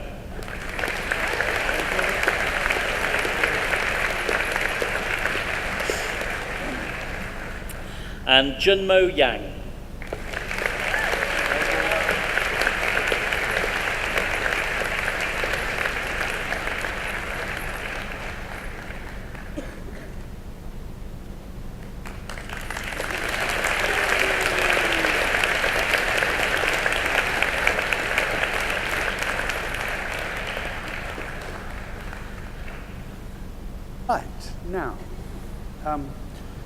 You've met all our companions, and the next person you're going to meet is one of our honoured friends. So, Tony Wood, would you please stand? Now, this award, Tony, in a way is for people like you. People who pop up of their own accord to help us out of the goodness of their hearts. We came across each other, I think, first when you were heading up Line Pictures here in Liverpool that led to auditions and castings for our graduates. Only gradually did I realise that you produced one of the world's longest running soaps, Corrie, and you'd been the executive producer of Hollyoaks. Now, it would be hard to forget the lunch when you confided in me that a groundbreaking series that you had co-created would not be for me. And you were right. Although the series, The Only Way is Essex, is now on its 20th series. 4 years ago, you started your own company, but this hasn't stopped your advice and guidance. Aside from helping us to keep continually in touch with what is going on, and essential for a place like ours, as I mentioned, a little bit away from London, you introduce us to our vice chair, and just recently you've introduced us to Victoria Fee, who is the senior drama commissioner for ITV. So, dear Tony, you've been an honoured friend for years, and we're honoured that you are here at this moment for that to be recognised.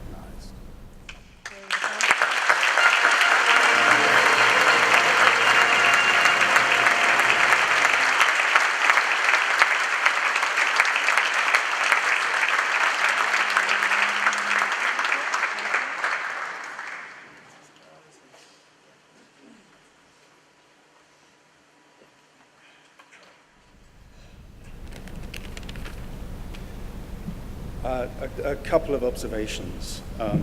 Firstly, thank God I didn't follow Woody.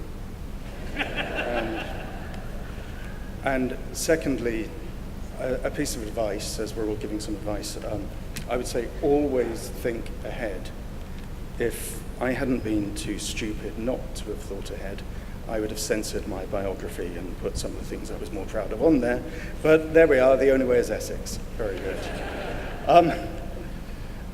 To be serious, when Mark contacted me asking if I was willing to accept this award, I have to admit I was a little taken aback.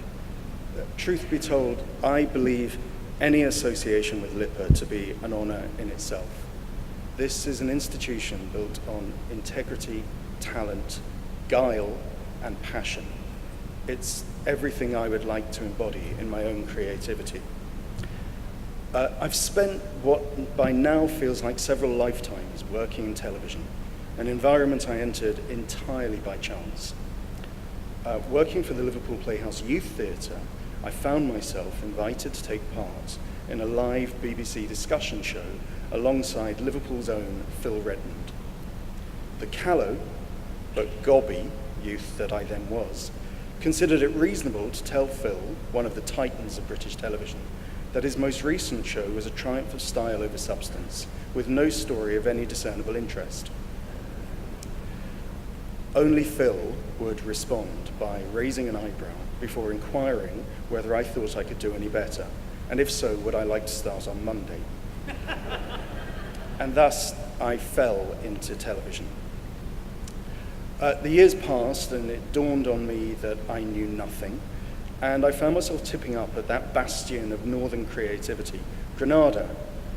Granada was a shock. I was surrounded by people who seemed to consider that nothing was beyond their grasp. They were making ballet with Kenneth Macmillan, movies with Daniel Day-Lewis, and freeing the Birmingham Six. To cap it all, every executive at Granada had a cocktail cabinet in their office, regularly stocked up by a man named George, who would whisk away a 3/4 full bottle of scotch to heaven knows where, whilst providing a pristine replacement. Now, far be it from me to suggest that alcohol and creativity be considered essential bedfellows. But in the years that followed, television tightened its belt. It made government and city its gods rather than the work itself. And this most highly funded of the creative industries became what I think was its least creative. And belatedly, that brings me to my point. The privilege of association here today is all mine, for the excellent stewardship in this wonderful institution speaks to my core. I've enjoyed a career that has strived never to subvert itself to the timidity of the gatekeepers of our entertainment or the compromises of the committee. I share Mark's view that the only work worth doing is that which is heartfelt, authored, and where effort brings reward. And as that technological revolution brings forth a global marketplace, described in my profession as a golden age for drama that prizes diversity, originality, and voice above all else, I take great delight in encouraging those graduating today to disrupt, create, and find their voice and cocktail cabinets in this gilded age of global opportunity. Thank you.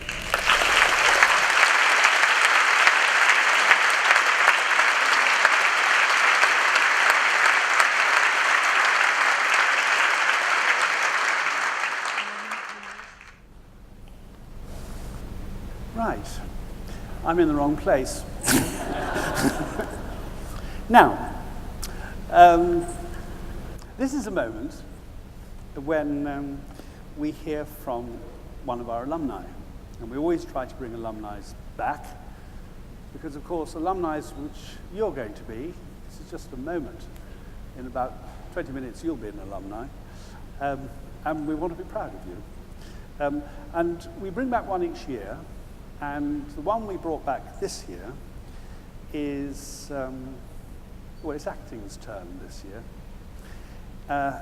And it's interesting, this was an actor, and we brought back someone who decided he wasn't an actor.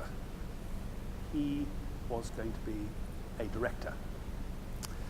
He'll be officially starting as the artistic director in the Nottingham Playhouse, which we're glad to hear that last month is remaining an Arts Council National Portfolio organisation. As you will hear, we don't feel at all unconnected with you, Adam. But come on, Adam, you tell us why.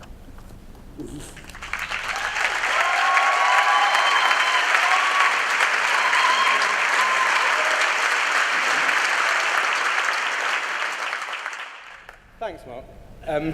It's an absolute honour to be here. I'm really proud of being a graduate from LIPA. It's been 16 years since I stood on this stage and shook Paul's hand. Actually, it's so long ago that my LIPA email address was my first ever email address. That's how long ago that was. But I've been back to direct over 10 performances since I graduated, most recently with the third year actors who are graduating today. Congratulations. Woo! Some things about the place haven't changed at all. The people of Liverpool are still uniquely generous and down to earth and a bit gobby. The ladies of the LIPA canteen are the friendliest food service you'll ever meet.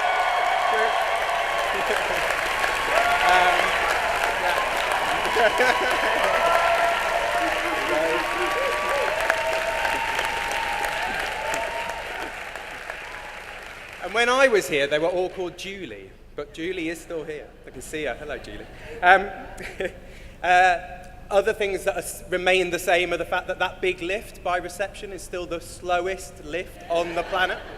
And LIPA is still home to the highest density of Norwegians outside of Oslo. I remember on the first day that Mark told us to look around at our fellow classmates, and that in the years to come, at least one of them would be in a position to either hire or fire us. And that has proved true on multiple occasions. In the last year alone, I've worked with LIPA graduate actors, dancers, musos, technicians, stage management. I'm missing some. Designers. The entertainment industry is a tough and competitive world, but you have an extended LIPA family who will always be looking out for you, which is really cheesy, but it's really, really true. If I'm remembering correctly about this point, you probably can't wait to leave.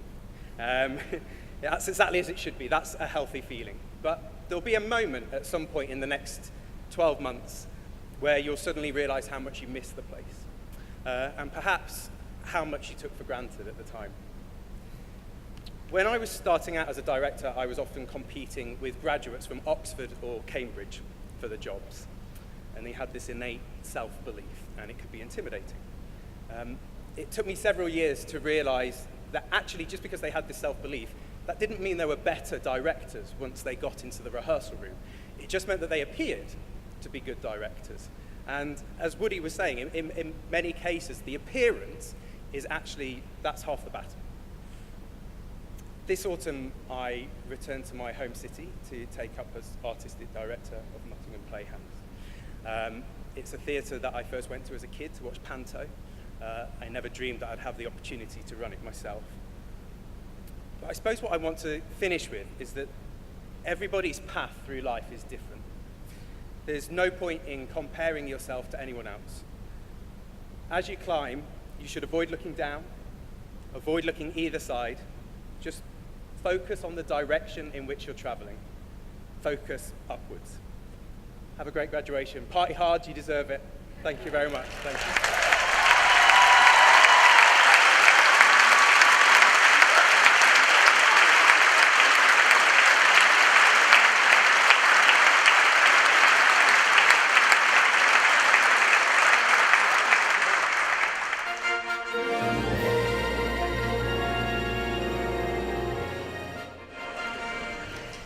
Conferment of prizes. Dave Wibberley confers the Avidus Zildjian Prize for percussion on Adam Thurtloff.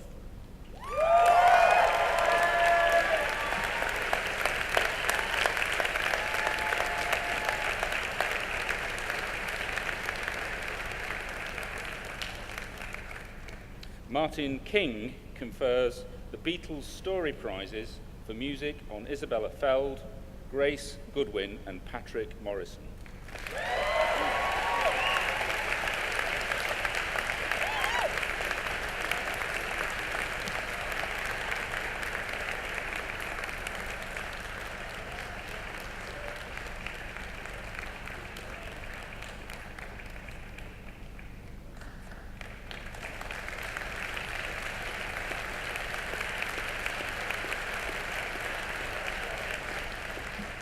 Tony Thornton confers the Eden Ravenscroft Prize for Creative and Technical Excellence on David Smith.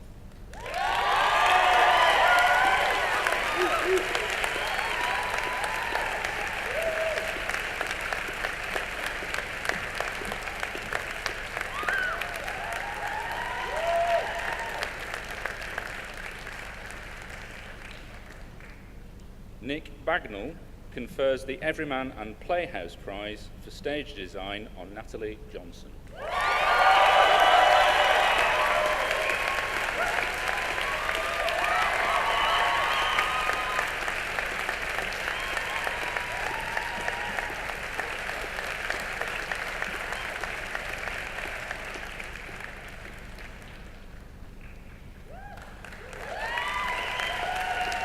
Steve Levine and Tony Platt confer the Music Producers Guild Award for music production and recording on Loic Guillard.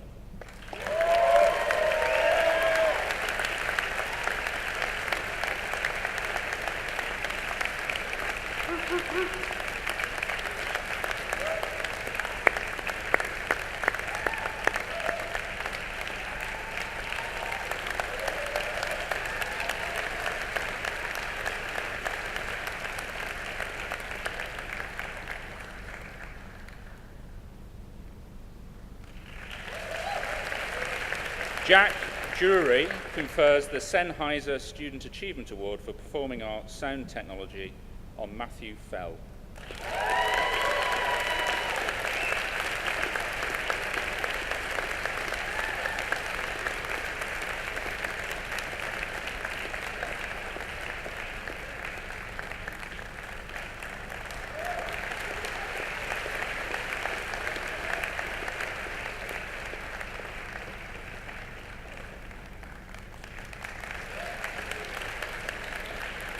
David Walton and Liz Wilkinson confer the AMS Neve Prize for audio post-production on Thomas Melling.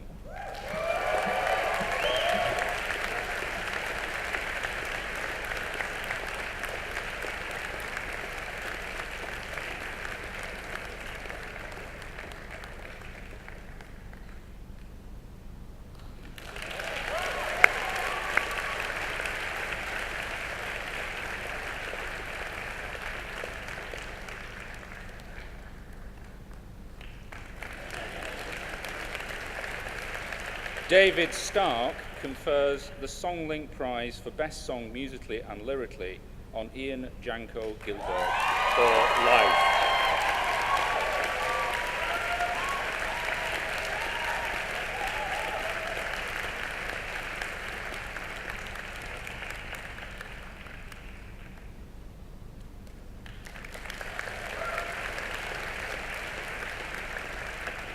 David Stark confers the Songlink Prize for Best Contemporary Song on Oyvind Weiseth for Inside Our Minds.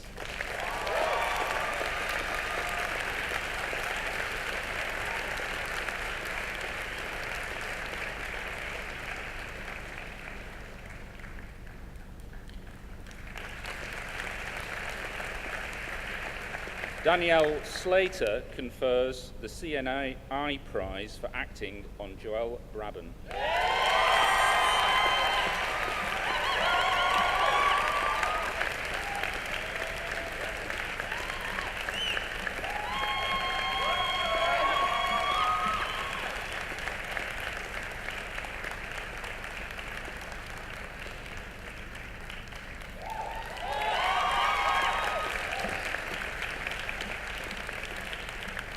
Sarah Baker confers the Broadway Dance Centre Prize on Taryn McHugh.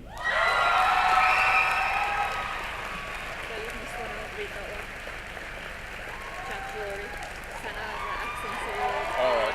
Edward White is going to come back on that one. Not on Millet. Okay. Okay. All right.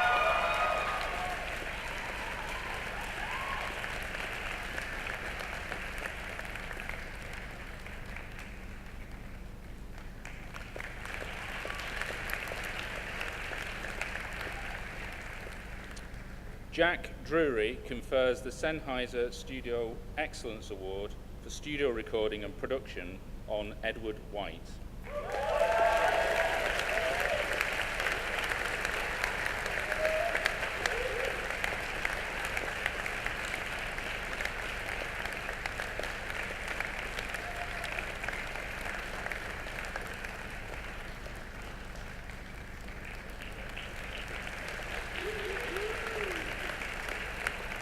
Adam Penford confers the Joan Plowright Lady Olivier Acting Prize for performance on Jessica Pritchard.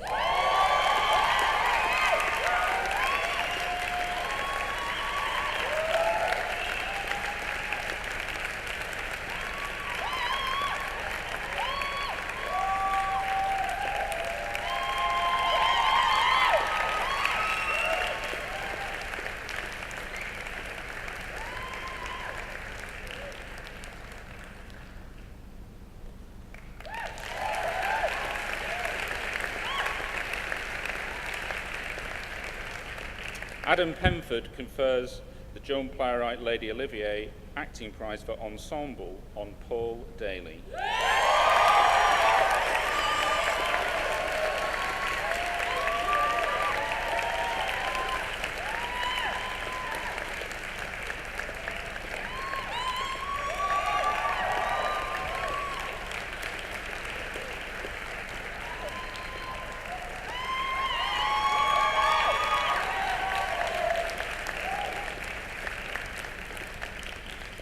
Adam Penford confers the Lipper Dance Prize on Miles Harper and Jasmine Kent. Miles is working in Austria and unable to be with us today.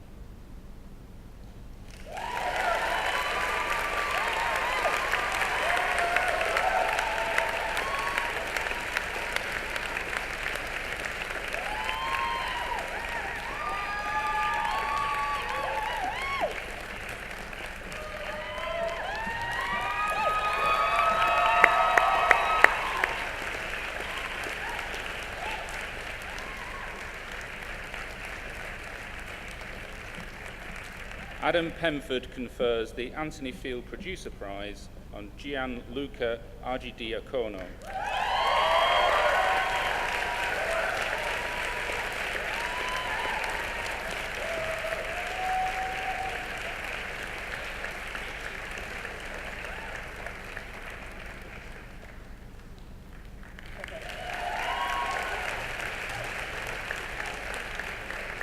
Adam Penford confers the Lipper Prize for Enterprise on Benjamin Pitts.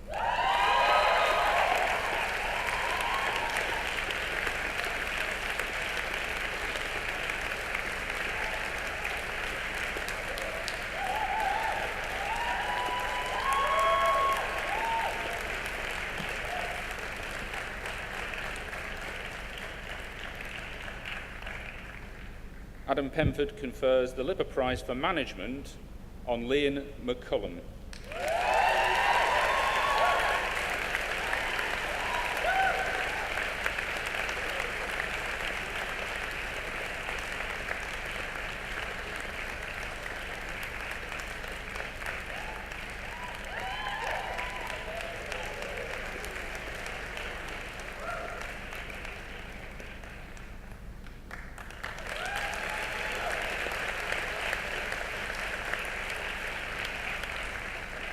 Adam Pemford confers the Lipper Community Drama Prize for Facilitation on Charlotte Regan.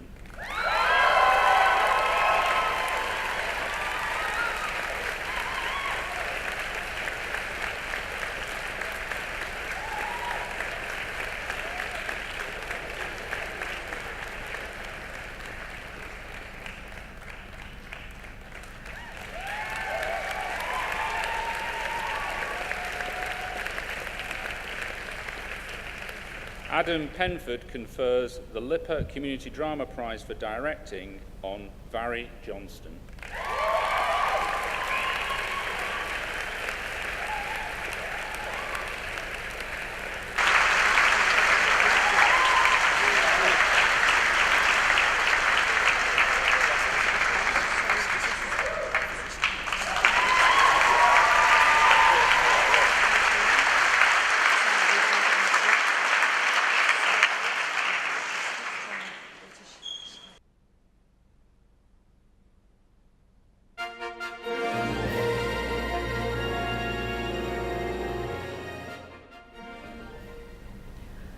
I'm glad to introduce the Philip Holt Prizes.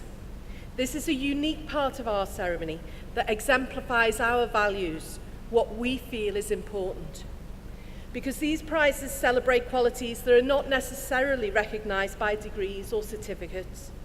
Fundamental is the emphasis we place on collaboration, which means being encouraging as often and whenever you can. This will come back to you when you need it most.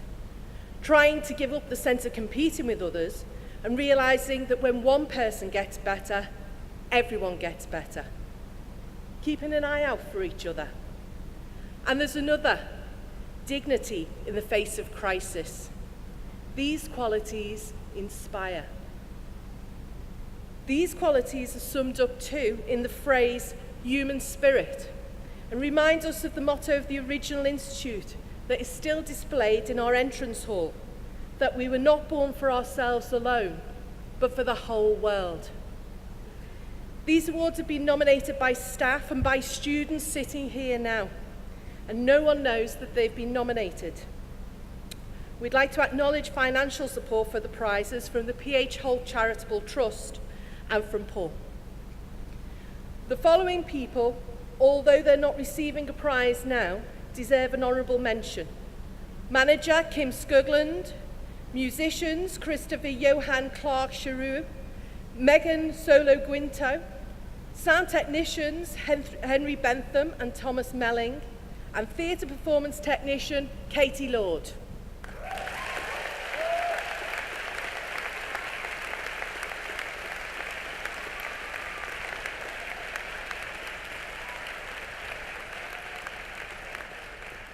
This year, there are 4 commendations, a Philip Holt Prize, and the final award, the McCartney Human Spirit Prize. Our first commendation goes to a student who has, from the very beginning, gone out of his way to help others and made them feel welcome. One of those he helped said, he made extra effort to get to know new students, was always friendly and available to help or chat about anything. Also, all of his help with hosting freshers events and charity events. He's been a huge influence on me and on many others. Another says, he's been the heart of LIPA since I can remember. He's always there when a new person needs help or just someone to confide in. He's a great guy. He also kept a weekly pub quiz going, paying for prizes out of his own pocket. Our first commendation goes to Owen Charlton.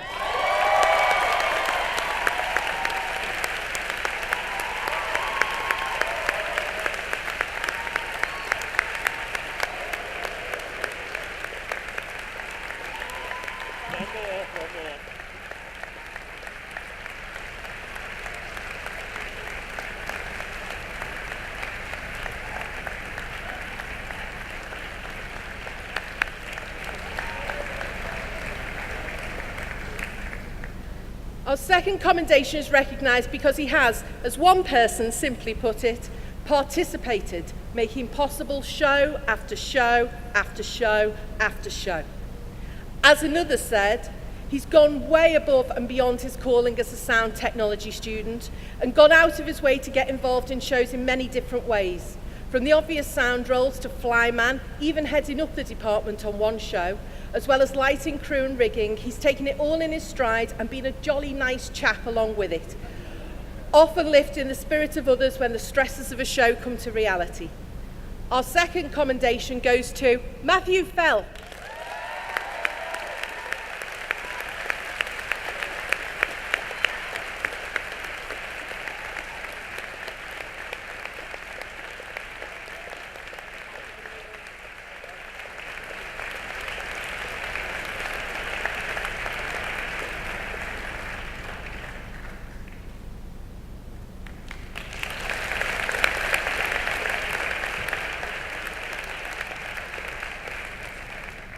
Our third commendation goes to a student who is loved by staff and students because of the love he gives. One student says, he's one of the kindest souls I know. He never has a bad word to say about anyone and is always there if you need a hug or a kind word or 10. I would define him as the ultimate big brother. He makes an effort to get to know everyone around him and always has time for them.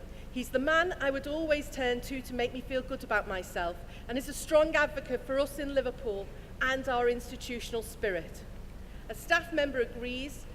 He constantly takes work outside LIPA, whether to raise money and awareness for charities or just to explore, take risks and learn. He always puts others first.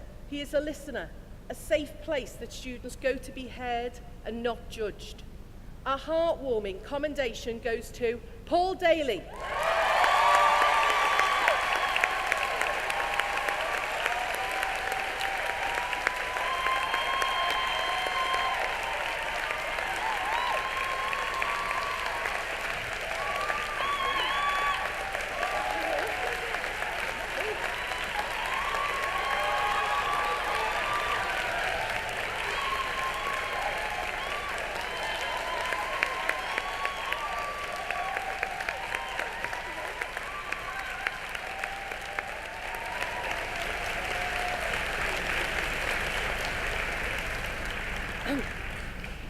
Our final commendation goes to a student who has exemplified our spirit of collaboration. One of his fellow graduating students writes, he's been a fixture in our community since day one. He's involved in productions involving music students, dance students, acting productions. He's a force of positive energy in our year and always ready to jump in and contribute creatively. One of his lecturers says, since he began here in 2014, he's been a presence not only in his discipline but throughout our institute. He is calm, centred and conscientious. He's not only worked diligently with his own discipline but with others. Through this he has demonstrated a spirit of community that is not only to be commended but to be celebrated for the high level of creativity that it is. He's one of the most pleasant and approachable students I've ever taught. We will feel a loss when he graduates. So a very positive commendation goes to the man we simply know as CJ, Courtney James.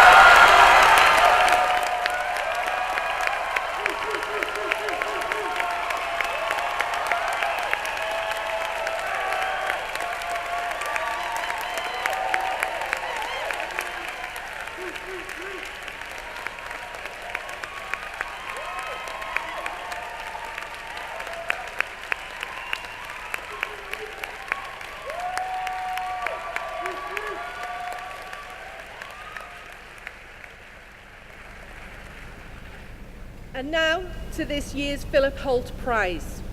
This goes to a student who has not only faced adversity with strength and courage and come out the other side, but in doing so has enhanced the lives of others around her. She was nominated by many. One said, "She's always a pleasure to work with, actively involves herself in years and courses other than her own, makes everyone feel welcome." Another, "She's rallied together women from all courses and taught us all that there is solace in numbers. Her show was a prime example of what the arts are really about: inspiration, strength, passion, and teamwork." Her own show brought together students from different disciplines and years to raise awareness and money for Breast Cancer Research UK. One says, "From what I have heard, it was a wonderful process, nurtured new friendships, and raised a whopping amount for charity." Not only this, she helped all actors and dancers feel well represented with affordable semi-professional headshots. She brings a lot of joy here and across many courses, and has comforted me in times of need. She has always been the kindest and most supportive person in our year group. Finally, if this isn't enough, writes one, it should also be stated that she makes the best brownies I've ever tasted. Clearly, the brownies were the icing on the cake. Yeah, that was me. A very well-deserved Philip Holt Prize goes to Isabella Rubin.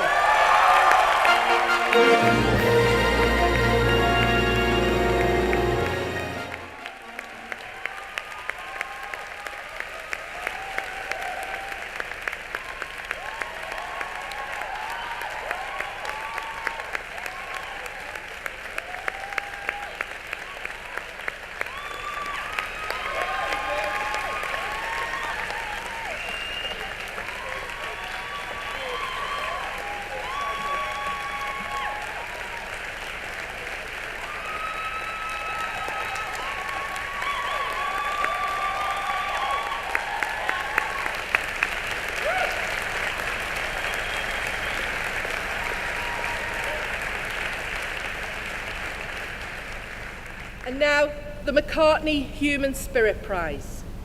This year's prize winner was nominated across our institution, including a nomination that came from everyone in a discipline. And it wasn't even her own discipline.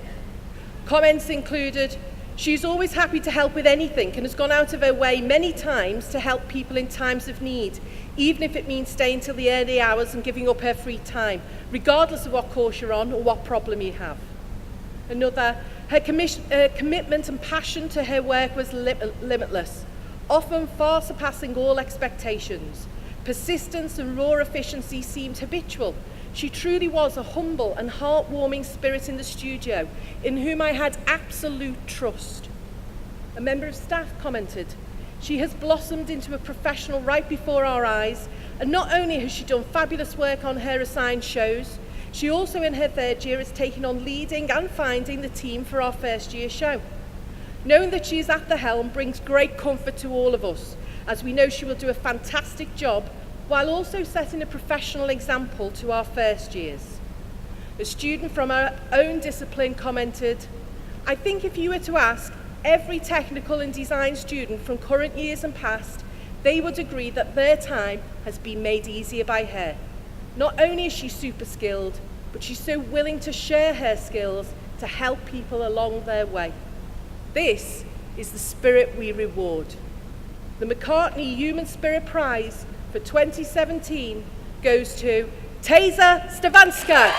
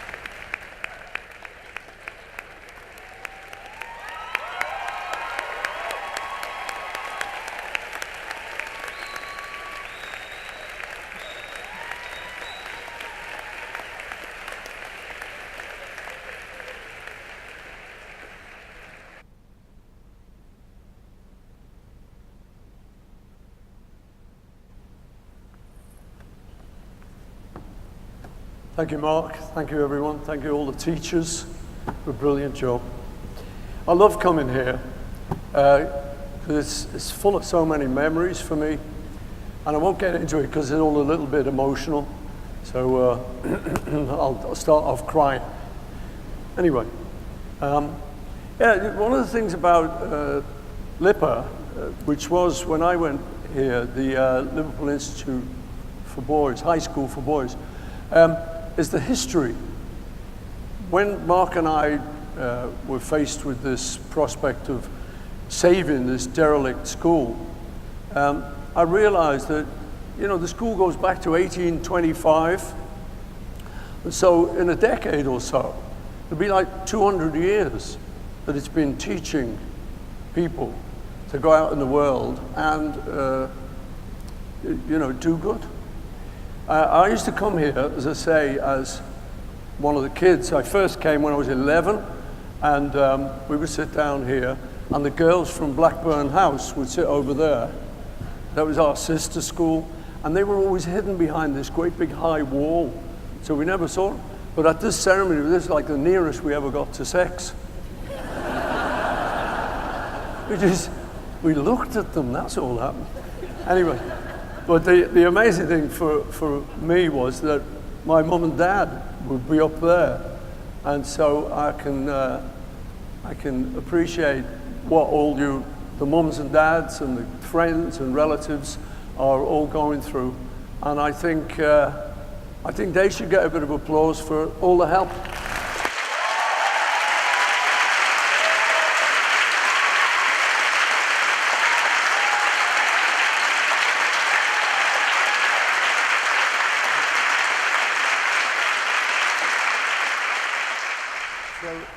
And as I say, we used to sit in here for speech day. That was why we came.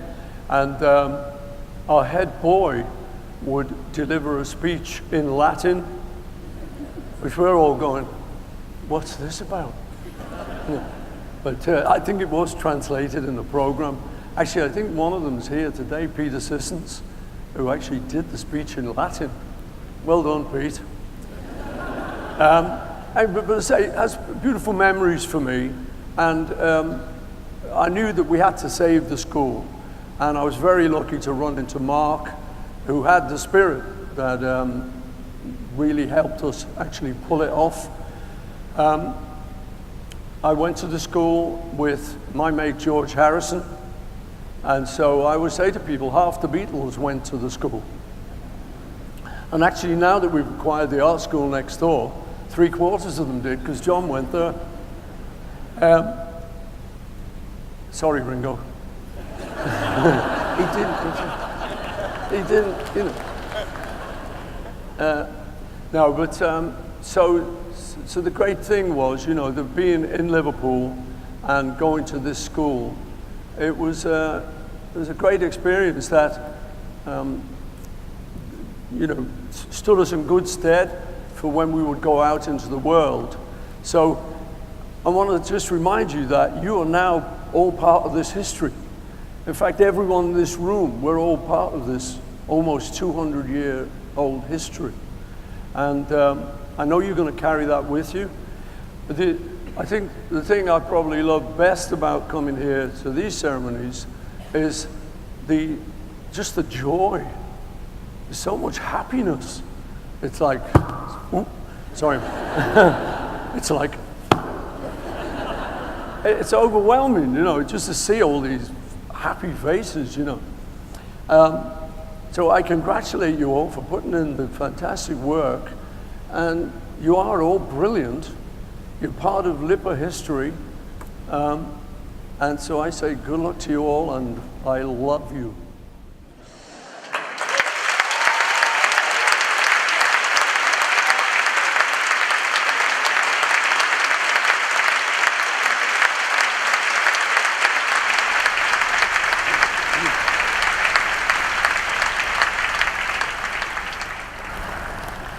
Thanks, Paul. One of the things I've never said in 20 years is, I don't know if you realize this, when people are given prizes, either prizes which are announced, which are in the program, or prizes which aren't announced and students don't know, You think, I've thought for 20 years, they seem to be clapping as if they'd won the prize.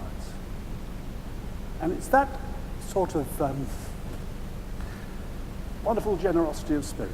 Anyway, that's what I want to say about it. Now, we're coming to the end, if I can get past this, my tears. Because in a few moments you're going to be finally admitted for the qualifications that you've achieved by Robin, who is the Pro-Vice Chancellor of Liverpool, John Laws, and me. And my short address is in 3 parts. The first part is looking forward to hearing what you're obviously doing next. The second is a note about government meddling, which is kind of a theme I develop every year. It's quite easy, there's lots of material. And the last is something which is approaching a prayer. Now, we look forward to reading about you in this. I think some of you may have picked this up. I hope you will. This was from graduates who graduated in 2013, so that's 4 years ago. And of the 82 who replied, or we got in touch with, 92% are in work 4 years after leaving us.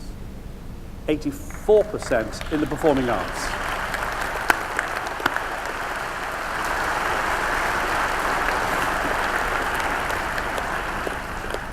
And you guys are going to be profiled in 2020.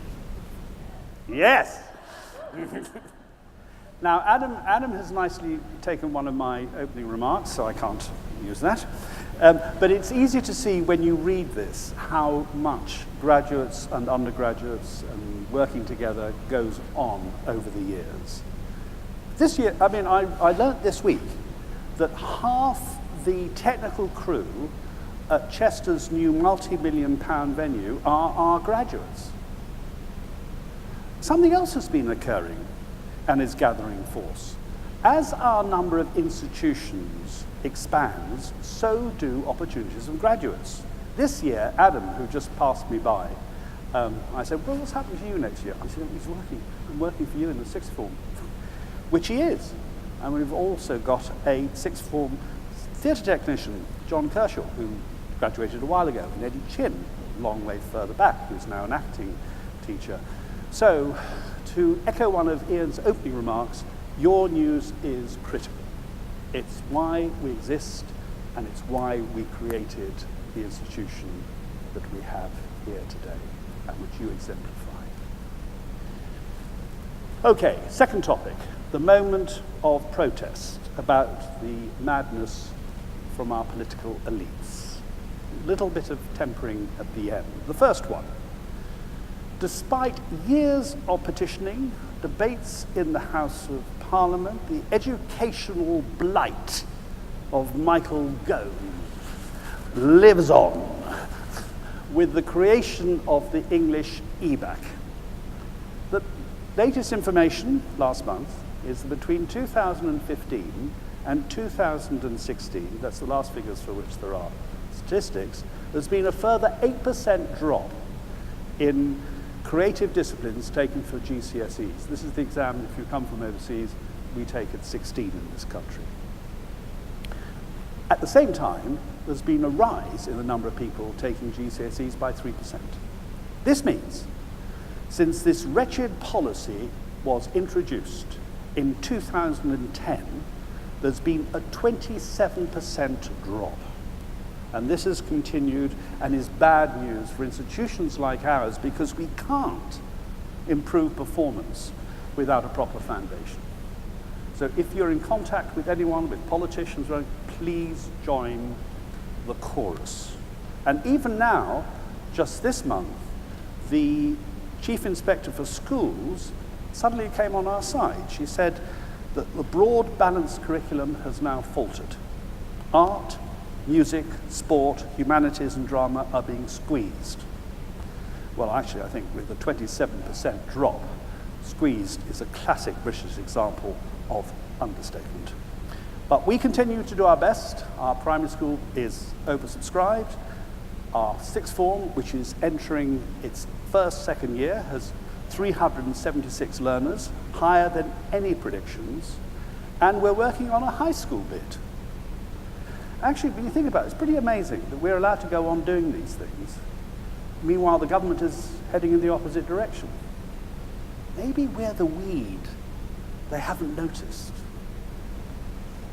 Maybe we should be grateful for once that joined up thinking in government hasn't occurred. Anyway, we just hope what we're doing will mean that we will still have talented, hard-working students coming onto our degree programs. Number 2, we and others have been campaigning for years against the blinkered policy introduced by another unhelpful politician. This one is called Theresa May. And she has decided to count international students as immigrants. Countries like Australia, Canada, USA don't, and they're our biggest competitors. Few people realize that after the financial services, higher education makes the second largest contribution to our net balance of payments. Now this bit is hard to believe. It's hard to believe until the arrival of exit checks in 2015, we counted students into this country, but not out. Since then, no exit figures have been released. Someone, somewhere, but not us, knows, and we aren't being told. It's easy to imagine that the dark, fantastic image that our government is painting is just that, dark and fantastic. Now, the third item. What are higher education students like you borrowing money for? Sorry, that's UK. And probably Norwegian too. Some years back at a breakfast meeting, who thought that idea? And at a breakfast meeting, a former Minister of State informed us that the government wanted teaching to be recognised in a way that research had been recognised in university rankings. However desirable independent learning is, a 9,000 library card with little actual teaching is a high price to pay. Particularly since we, of any European country, place the heaviest financial burden on studious young people. I'd go along with that too. Now, suddenly in June, we found ourselves in the charts. Not only were we ranked gold for teaching excellence, as Ian has mentioned, which was the highest grade, but we came 15th. This is in the whole country. Joe Johnson, the Minister of State for Universities and Science, had this to say when the results came out. What do Nottingham Trent University, Exeter College, and the Liverpool Institute for Performing Arts have in common with Oxford, Cambridge, and Imperial College? The answer is excellent teaching.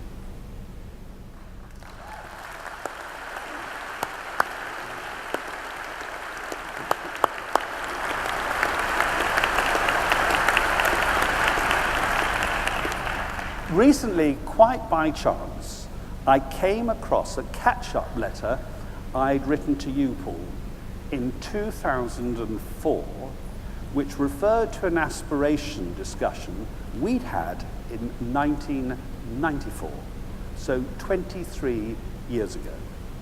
You said, we should aim to be up there with Oxford and Cambridge. Well, here's the thing. We came 15th.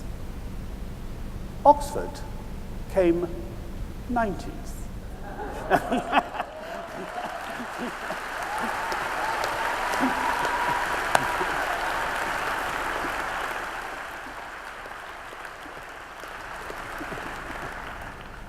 have to admit, Cambridge came 10th, but actually, looking at Cambridge scores, they were only a little bit ahead of us. Anyway, we're getting there. And just one thing, we've just heard recently 2 weeks ago that one of our inspirational and treasured dance tutors, Anna Hall, won Dance One's UK's Inspirational Lecturer at College, University or Conservatoire Award.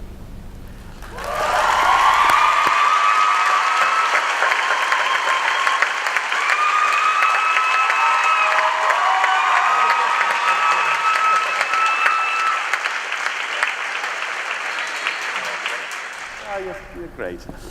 As it happens, this month, it's all happening this month, isn't it? This month, our primary school was inspected by Ofsted for the first time.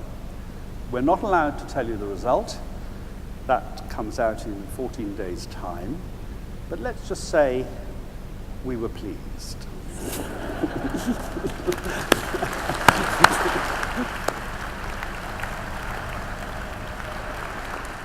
Okay, look, that's enough showing off.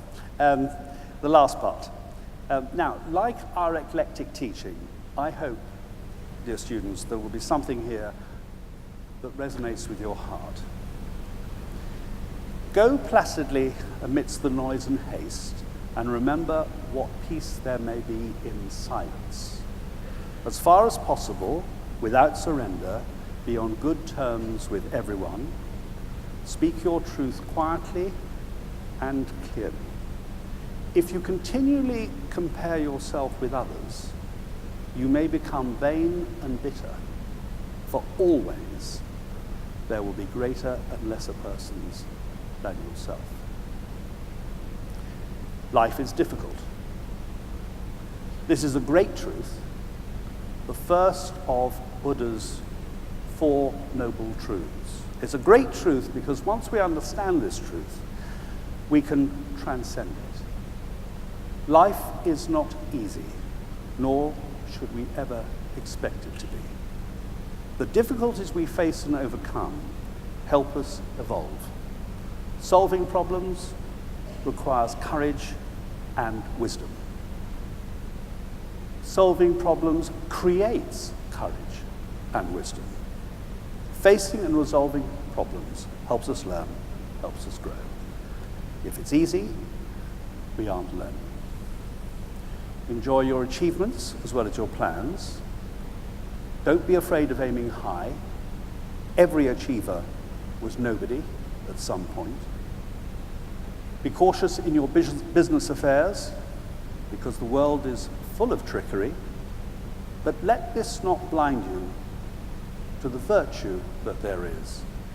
Many people strive for high ideals, and everywhere life is full of heroism. Be yourself. Especially do not feign affection.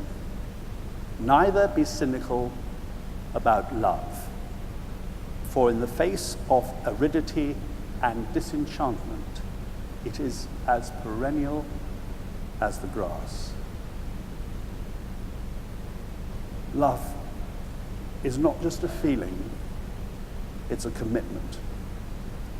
Whatever and whoever we love is also who we are.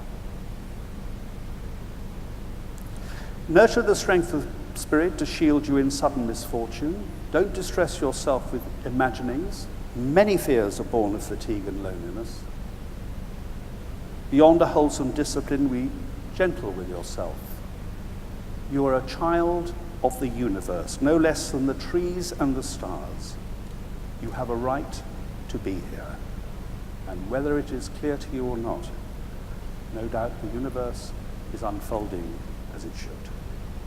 Therefore, be at peace, and whatever your labors and aspirations in the noisy confusion of your life, keep peace with your soul.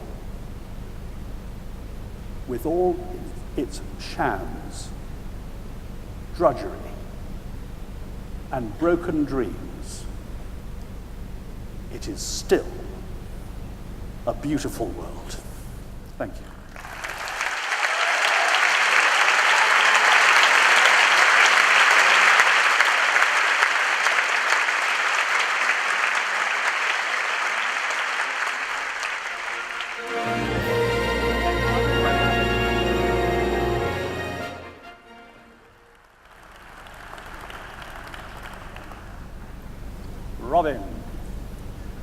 Pro-Vice-Chancellor and Chief Executive, by virtue of a mandate of the Academic Board of the Liverpool John Moores University, these members of the Liverpool Institute for Performing Arts are to be admitted for their awards.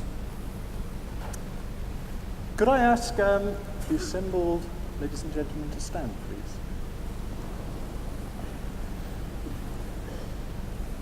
Mark, as Pro-Vice-Chancellor of Liverpool John Moores University, and with the powers vested in me by the university's Board of Governors and Academic Board, I bestow upon these graduates, diplomates, and certificatees the awards to which they are entitled.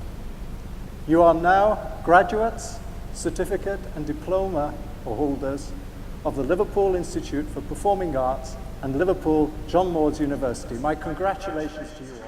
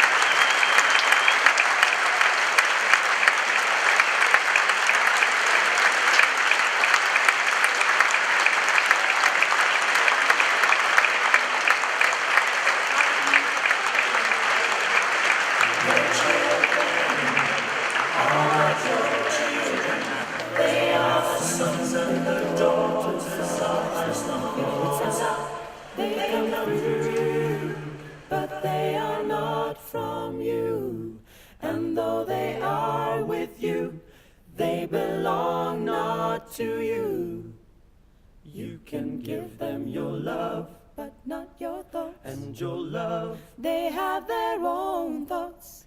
They have their own thoughts.